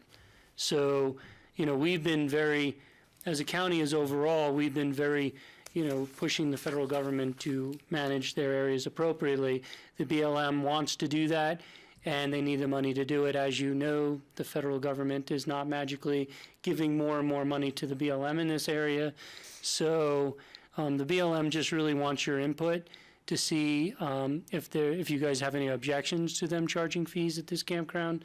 Staff personally feels it's a great way for them to manage that appropriately. And so we were recommending that you guys approve that, or not. There's no official approval, but just send back, we like this, this is a good idea, or I can also send back any comments you guys have. So. Questions? So, George? They don't normally charge for campgrounds, do they? Yes, they do. Oh, they do. And Yeah. what's the charge? They haven't set this fee yet, but usually, they charge between, everywhere that I've seen BLM campgrounds charge between $11 and $20. Are there any campgrounds that are charged in the valley? I'm trying to think of which BLM. There's not that many BLM campgrounds in the valley. Most of them are Forest Service campgrounds, and all the Forest Service campgrounds charge. Oh, okay. So it'd probably be equivalent to the Forest Service? it will be. I can report back on what their fee structure was or is proposed to be, but it's all within that range. Because it's not a ton of amenities out there, but there's enough. There's a bathroom that they just installed, so someone's got to clean that. And I think there's some trash facility, so somebody's got to clean that too. Yeah, good. Any questions? Steve? Do they have a vault privy or something at the new campground? At the new campground, yes, they have a vault. Okay. they I do. think that would be really good to help cut down on human waste problem even for people going up there bicycling or something, probably would swing by there if they know that's there. You can, the leaves will come back on in a little bit, but right now when I was up there, you can see the bathroom pretty easily, and it's a pretty easy jaunt to it. We have a bathroom at the Prince Creek parking lot too. Mm-hmm. Yeah. So, but yes, it's totally open to the public. You don't have to pay to use the bathroom, but you do have to, you're going to charge to camp there. Mm-hmm. If you haven't been up that way, you should check it out, because it's, I know, I have to swing by. they did a really nice site job. visit and check it out. Yeah. How many campsites? What? Is there defined campsites? Yeah, no, they built, it's a full-on campground.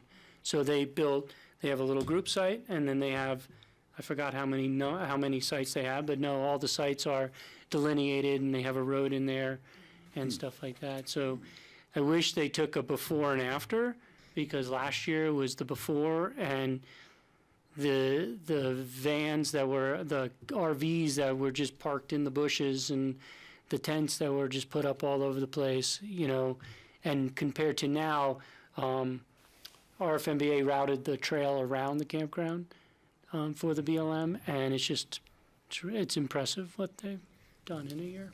And they put the funds in to do a it. reservation system, and is there? No, it's a campground first come, monitor? first served First come, campground. and then 2 weeks stay max? 2 weeks stay max. And no campground monitor on site? I don't know if that's something in the future, but right now there's no campground hosts. Got it. Host, thank you. Oh, great, well, it's good to see them do it. George? When's the BLM going to start the new trails on the ground, and they're also going to be decommissioning some other trails in that process? Yes, they're starting this summer. They're going to be, they're not building them. They're allowing volunteers, and Youth Corps will be building trails this summer. And then, yes, they're going to start closing down some of they're not necessarily the old trails. There are a lot of old roads, and some of them are extremely eroded, but there are some old trails that they're going to take out. And so they're doing a lot better job with the signage up there, and they're doing a lot better job of routing the people into the right places. And so yes, that's starting this summer. Thanks for letting us know. Thanks You guys for all that. good with that? Cool. Yeah. It's all good? Cool. Thank you. Sounds like Thank you, Gary. progress. Thank you. Appreciate your email too. Oh, no Thank you. problem. Happy to give you the big history on it. Yeah, thank you. Okay, I think we're done. Any other? Do you have any pressing more open business? discussion? Just real quickly, when Greg and I went to the basalt shooting range discussion with the Parks and Wildlife when was that, last week? A couple weeks ago. And Matt Tom was very Jankowski appreciative. told me about this really good shooting range down near the Rifle Gap Reservoir. And so I was down there the other day and I took the time to drive up and visit it. It's on West Rifle Creek. It's right on the same property where the correctional facility is. Good place Just to for a see, shooting range. it's a very nice shooting range. They could have the same fire there that basalt did, caused by if someone shot tracers or something the wrong direction. And it looked like they probably just mow the grass to keep it down. But I know in the basalt shooting range, they're talking about possibly irrigating the grass just to keep it all green all around the shooting range as maybe the preferred alternative on that. It's the juniper bushes that are the risk there. It was educational for me. Now I need to go right away to the basalt shooting range, and while it's fresh in my mind, and kind of compare where the two are. They're both Parks and Wildlife shooting ranges. So Well, Matt was really appreciative that you were both there. I ran into him at a preschool graduation. Okay, I think if that's it, we're done. Grassroots, thank you. We're out. Tomorrow morning. Nice seeing everyone. See you tomorrow. I haven't had a no-caller.